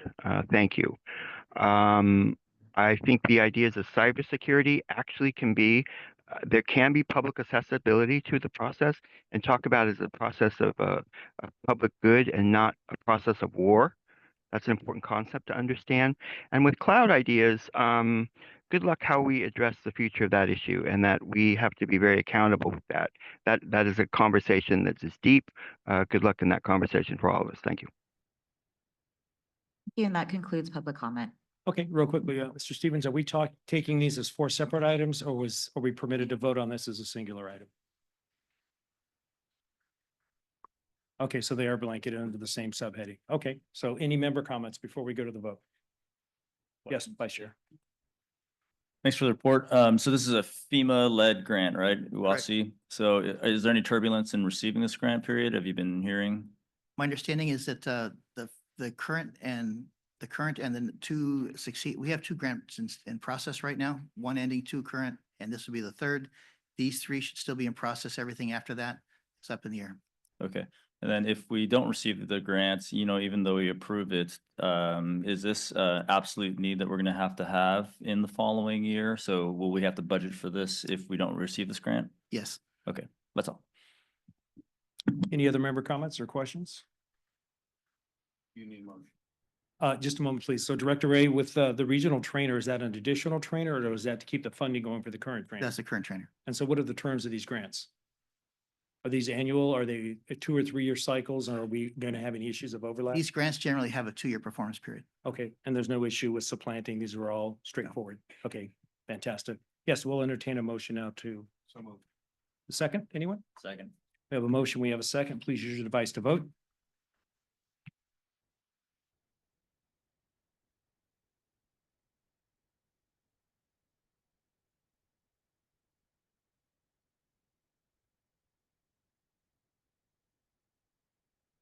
Councilmember Foster.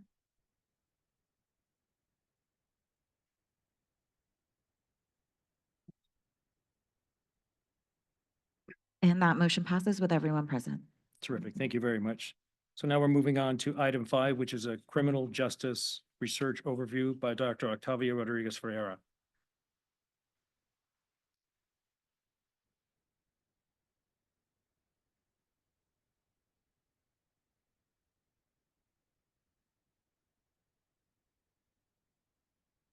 Thank you, Chair, Vice Chair, members of the committee. It's good to see returning members to the committee, and welcome to all of those who are new to this committee. We're happy to have you.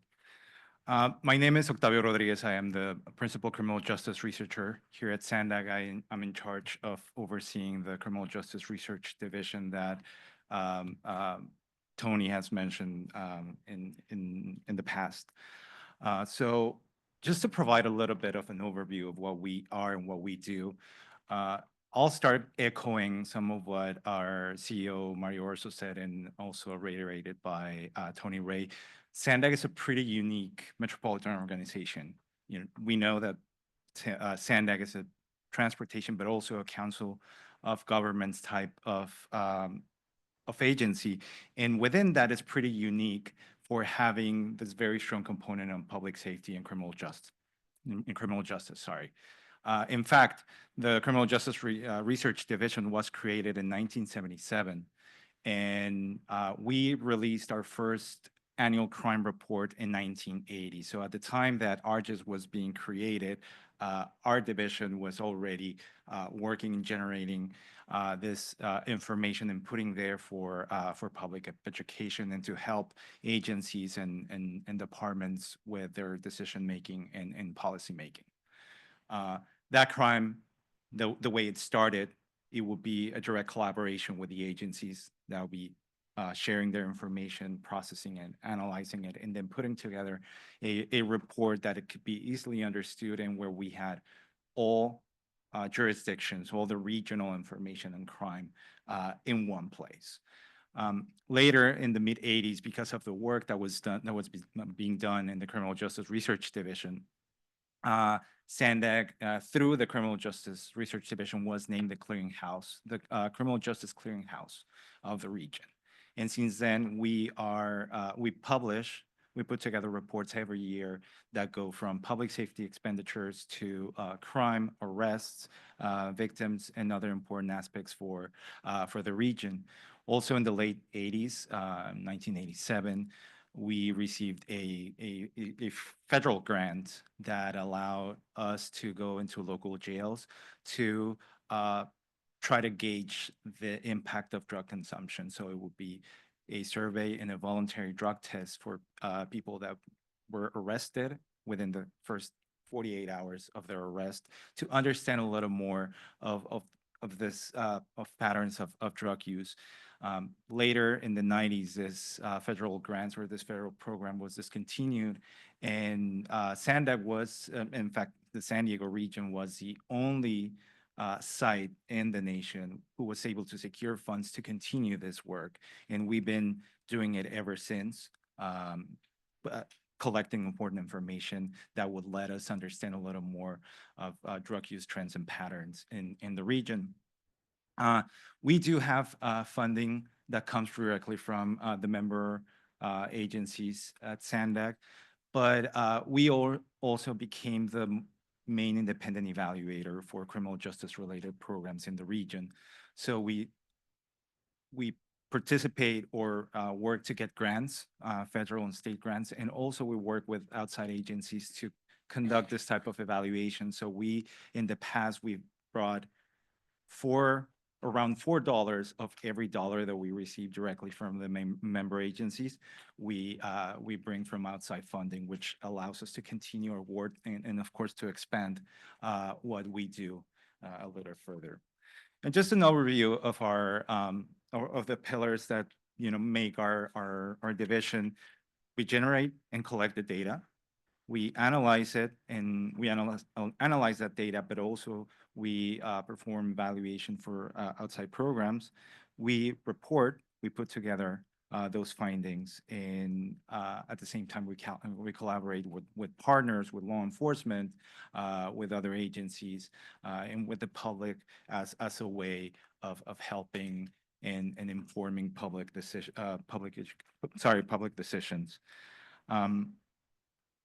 Our data, in a way, provides a very useful, it's a very useful source of information on, as I mentioned, crime, public safety, drug use, the impact of juvenile and adult criminal justice initiatives, and so on.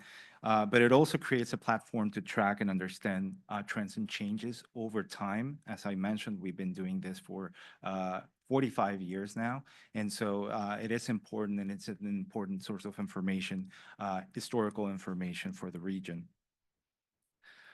We're also, as I mentioned, an important source of public education.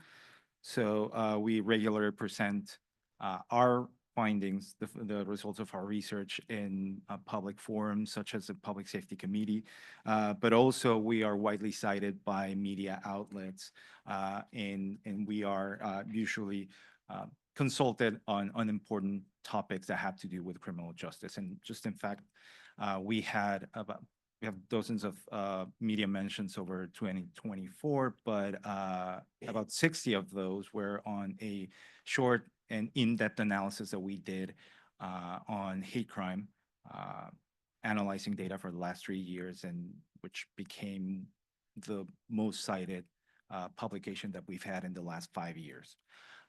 But every year we put together a number of publications. We had 16 different publications from the clearinghouse, from our clearinghouse work, but also we generated more than 10 reports on the evaluation part of what we do.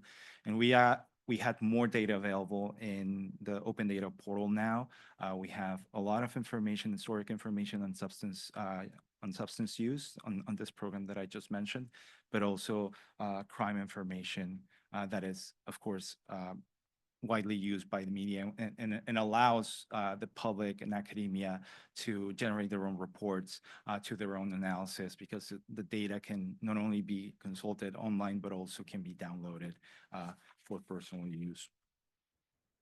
And just to give you an update of some of the most important publications that we generated last year, the mid-year crime is one of our flagship publications. We just released this in December of 2024. Some of the challenges that we had for this publication and over the last year was a transition to a new methodology for crime reporting that was implemented nationwide, and that had been slowly being implemented throughout the country. And so that has created some hiccups on how the data is reported and how the data is analyzed, and how do we put together our findings, since some of the things changed dramatically from the previous methodology. Although we were able to put together a very solid report with the available data on this new methodology. And some of the most important findings of this analysis was an overall decrease in crime over the past 3 years. However, some types of crime increased. For example, shoplifting or hate crimes did see increases compared to general decreases overall in crimes. Then we published our report on victims and suspects in the region. Some of the main highlights of this report include that females accounted for the majority of non-consensual sex offenses, and that Black and Hispanic populations were disproportionately affected by crime against persons, which was used to be known as violent crime. Besides our larger publications or larger flashes, we put together shorter in-depth analysis, as I mentioned earlier, highlighting specific findings of our research. And some of the ones that we put together last year include overview of increased juvenile arrests in the region, overview of mental health issues by individuals in local jails, or the increase in use of fentanyl over time. And finally, just to mention some of the other aspects of our research, as I mentioned, we do independent evaluation of outside initiatives. Some of the ones we do on juvenile justice include programs that provide alternatives to incarceration for juveniles, or efforts by law enforcement agencies to increase awareness and education on cannabis use. At the same time, the adult evaluations range from issues of equity and transparency in law enforcement actions, the impact of services to individuals exiting custody, crime prevention initiatives, or research on gun crime to inform decision-making, not only regionally, but also nationally. And finally, we support the Public Safety Committee. We've done this since the creation of the committee. We continue to be part of it. We bring important issues for discussion, such as findings and results from our research, but also important topics that influence the works. For example, over the year, we had a very important conversation about the transition to the new methodology that I was mentioning, the NIBR-Cybers system, crime reporting system, and it became a really important tool for agencies to explain the new system and the challenges they're facing, and as well for us to do the same thing. That concludes my presentation. Thank you very much, and I'm open to any questions you may have. Thank you. Thank you very much. We appreciate that. Tammy, do we have any public or members of the public that want to speak on this issue? Yes, we have 2 members in person and 1 online. Cesar Javier will be followed by Truth.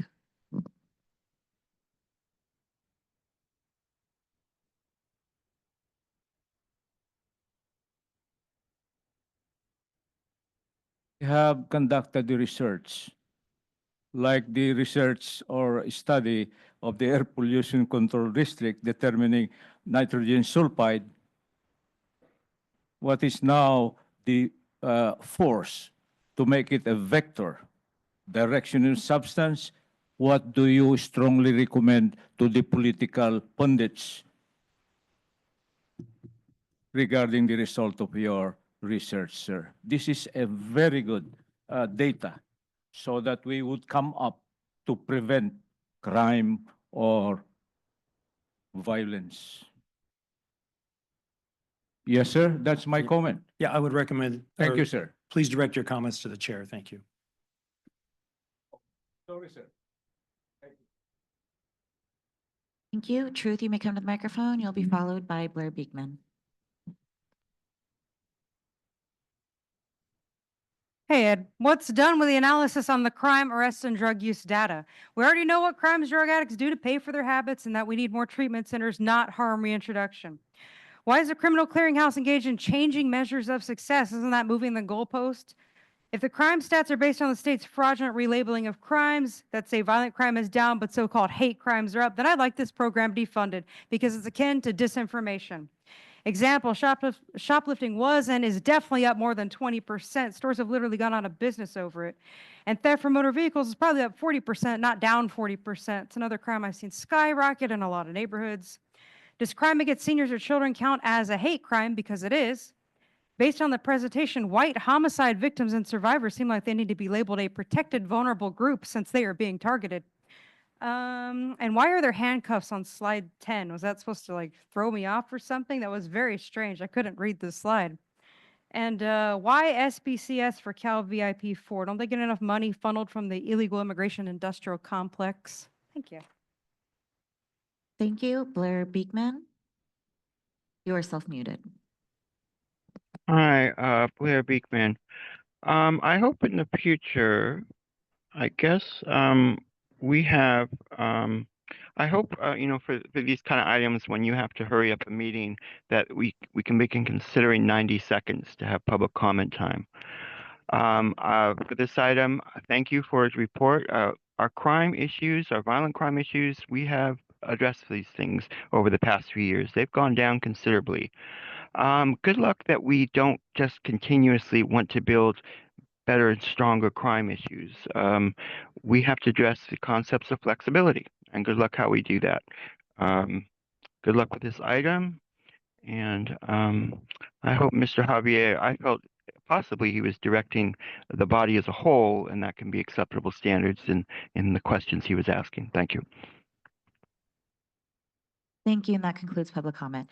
Okay, thank you very much. That was an informational item, and out of abundance of caution for time, we are going to move item 6 to our next scheduled meeting. It will be agendized, and out of respect for our guest speaker, we're going to move right to item 7. Jeannie Franco, Task Force Commander, Cal DOJ. Thank you very much.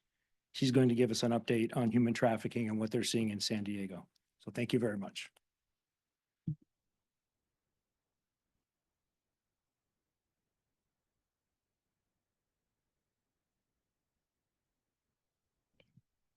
Is to identify and recover victims of trafficking and hold their offenders accountable, as well as train the local law enforcement community and the community.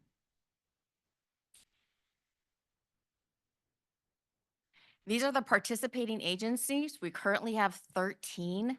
One thing about San Diego when it comes to human trafficking is we are outstanding when it comes to collaboration.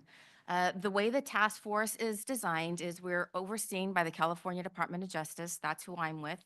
And I'm the task force commander. Then we have 2 sergeants, one with the San Diego Sheriff's Department and one with the San Diego Police Department. And then we have a host of all our task force officers, our analysts, and our prosecutors. We also collaborate with our child family welfare services. And this is important because after COVID, we saw an increase in the juvenile recoveries over at the task force. Our advocacy partners, we could not do it without them. These are 2 of our main ones, and we work with them mainly because they provide 24-hour services. So the task force is 24 hours. We have an emergency hotline for our law enforcement partners. So if they get something that they think is potentially human trafficking, they'll call the task force. We have a sergeant or myself that's on call.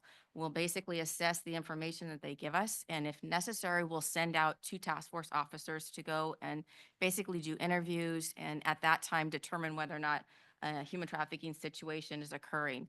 When that does happen, if it's an adult, we have our 2 advocacy partners that we can call. They're on call with us, and we'll let them know this is what we've got. They'll respond. Sometimes our victims are in need of a place to stay that night. They're in need of food, clothing. Maybe they need to get back to their families of wherever they're from. So our advocacy partners, this is what they do, and it's an outstanding collaboration. I've talked to a lot of different task forces throughout the country, and this is not common. So in San Diego, we've got some incredible partners that are dedicated, just like all of the partner agencies that you saw, to basically working this together. Victim-centered approach. So the task force is all trauma informed. They all maintain a victim-centered approach. This is important, and just to give you a little backstory, when the task force first started in 2015, I was assigned as an agent to this task force, so I really understand how important this is. We deal with victims who have been through just incredible trauma, and so it's important that as law enforcement, we know how to talk with the victims who have been through so much. So this is truly important to me. It's something that I have the task force do every year, is basically a training. We actually just had it a couple of days ago, but this is important. The leads, the way we get our information, typically they're coming in from all of our local law enforcement. Like I said, if law enforcement comes upon something that they think is potentially human trafficking, they'll call the law enforcement hotline and we'll assess from there. We also get leads that come in from child family well-being. Again, we're partnering with them because we are seeing an increase in juveniles. The National Human Trafficking Hotline, that 888 number that you all see, that those tips and leads that come through that are related to San Diego County, those get filtered to the task force as well. We also see things from the National Center for Missing and Exploited Children, NCMEC. And we also do get a lot of things coming in from the public when we go and do trainings for various groups. We'll get some tips and leads sometimes out of those presentations that we do.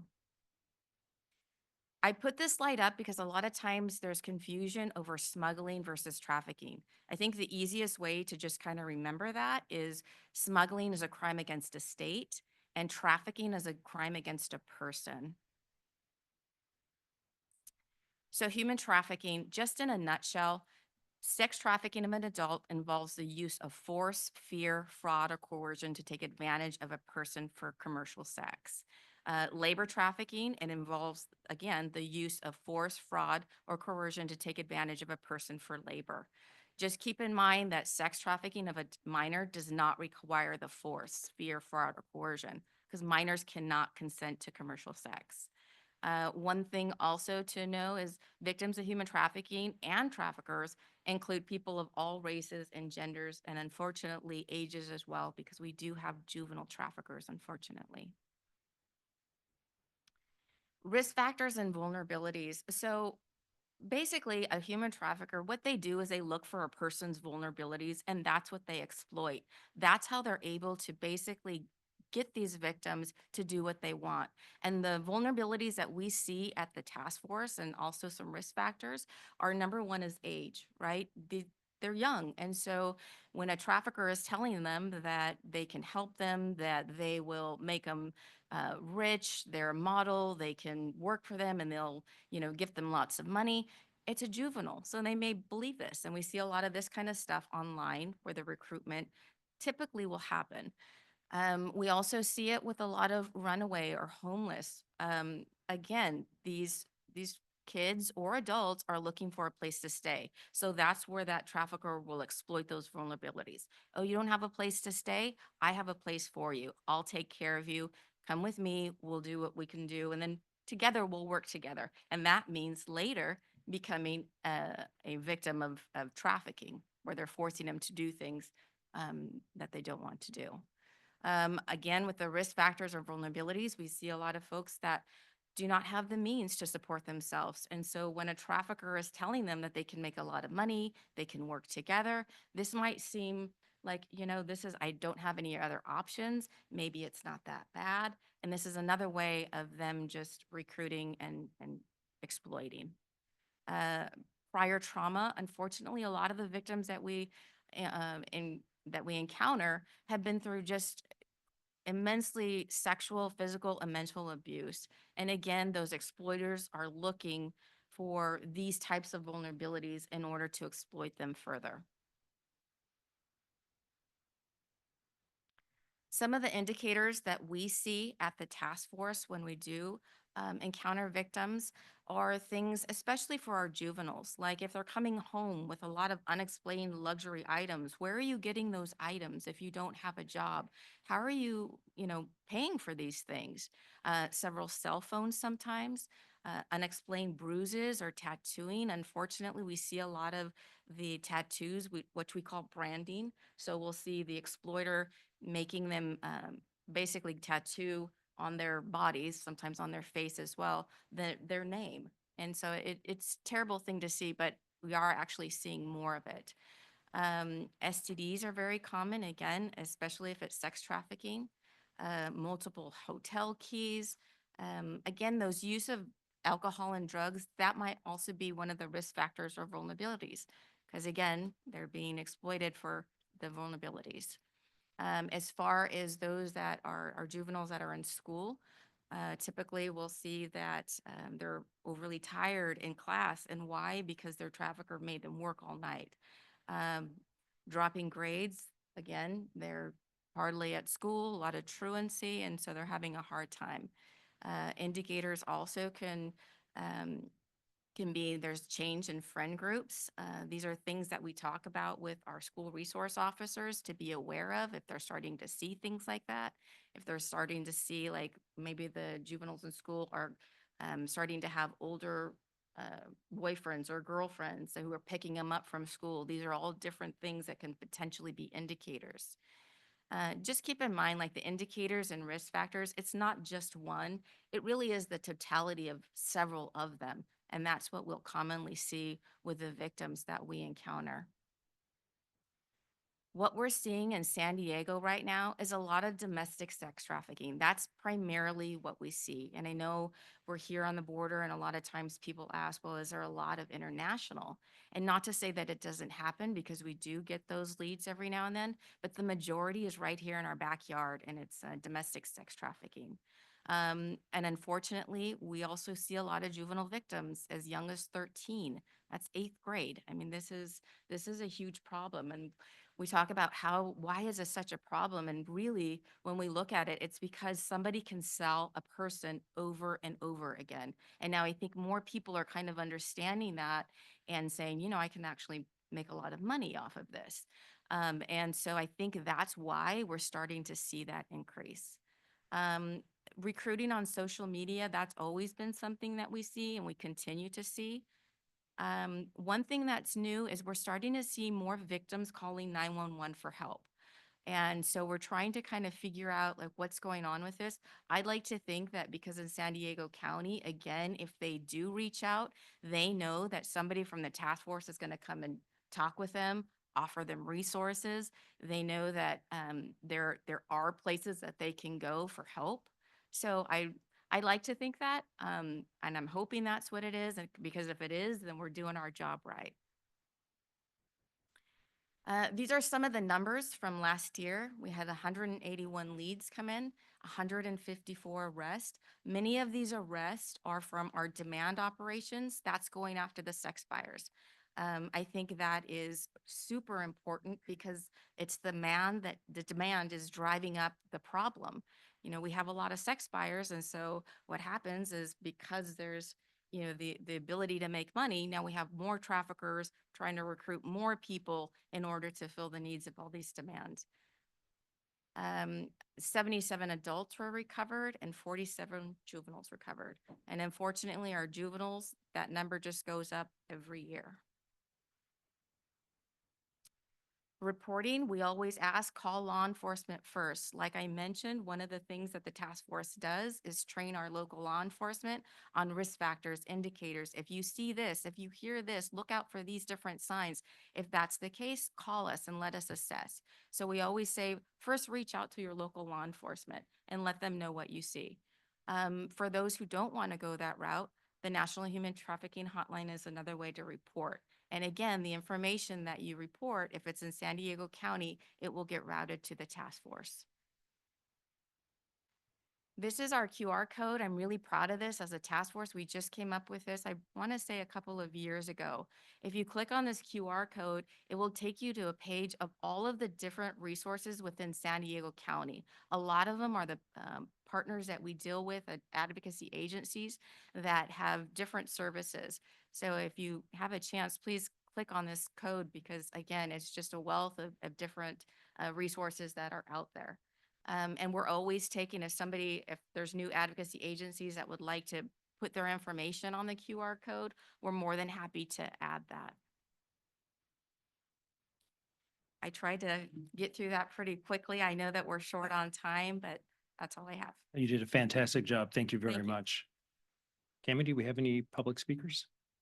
Yes, we have 2 in person and 1 online. Cesar Javier will be followed by Truth. Thank you, SANDAG.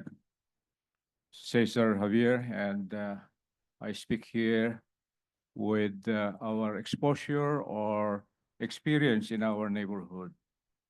This is not a kind of a solution by one leadership, but all of us in our community. We volunteered because we know what's happening. And I could only say that those who are law enforcers, those who fought for wars like the military retirees, we encourage you to run for political office because you deserve that respect to your patriotic undertakings for Uncle Sam. In fact, I volunteer in my community because of SANDAG's teachings. Our political system in San Diego City, the core city, is a corrupt one. It's campaigning, not governance. Thank you. I Your can time attest has that. expired. Truth will be followed by Blair Beekman.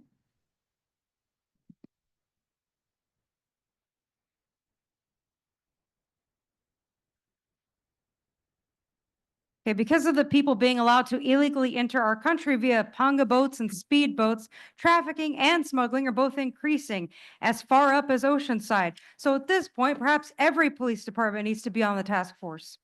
Labor trafficking, how's that different than slavery?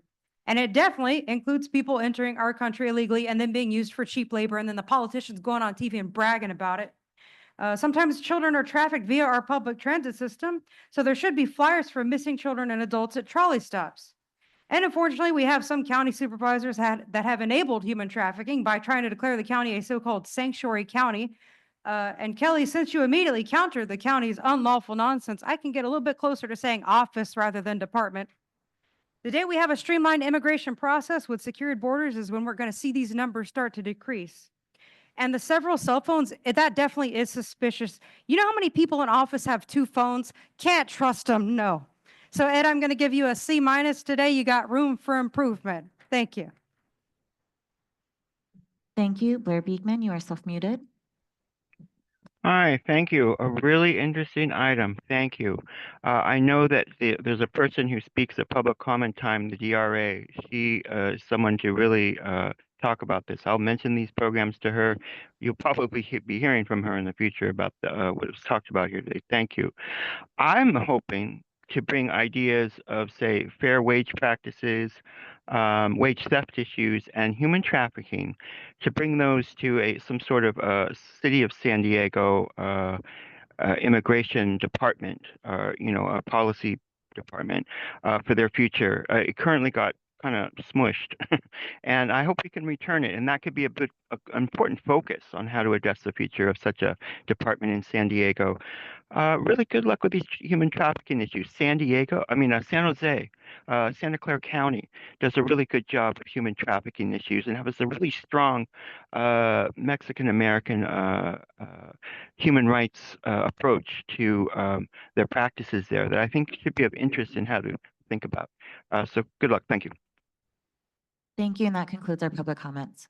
Thank you. Do we have any member comments? Yes, Luz Molina. Thank you very much, Chair. Thank you for this presentation. The numbers that you listed for 2024 statistics, the slide, I think it was near the end, are those numbers countywide or are they just from the participating agencies? Those are countywide from the participating agencies. Okay. Only from the list of the participating agencies? Okay. Correct, from the cases that come into the task force. Okay, got it. Thank you. Any other questions or comments? Yes, Sheriff. Yeah, Jeannie, I just want to thank you for your leadership over there and for the hard work that you all do. It's definitely a need, and it's frightening what some of these victims go through. So I love that we've changed our approach, and you're doing a great job. Thank you. Thank you. Any other comments? Okay, thank you, Jeannie, very much. Great presentation. We appreciate it. So that is the last agenda item for the day. Our next meeting is scheduled for Friday, the 21st of March. However, that falls within a few days of the scheduled moves, so please be flexible on the location. I anticipate we'll still have the meeting at the same date. It just may be a different location. You will definitely be notified if we're moving. If you're the primary, thank you. If you can't make it, please ensure your alternate knows that, and we will be reaching out on the mail notifications go out to everyone, but just to make sure that they're aware of it. Anything else for anybody? Good of the organization? Yes, ma'am. I didn't catch the date on that. March 21st, same time, 12 o'clock, and it would be scheduled here. However, that's flexible, but the location is just a couple of blocks away, so it's not a great inconvenience. Anything else for us? Okay, meeting's adjourned. Thank you.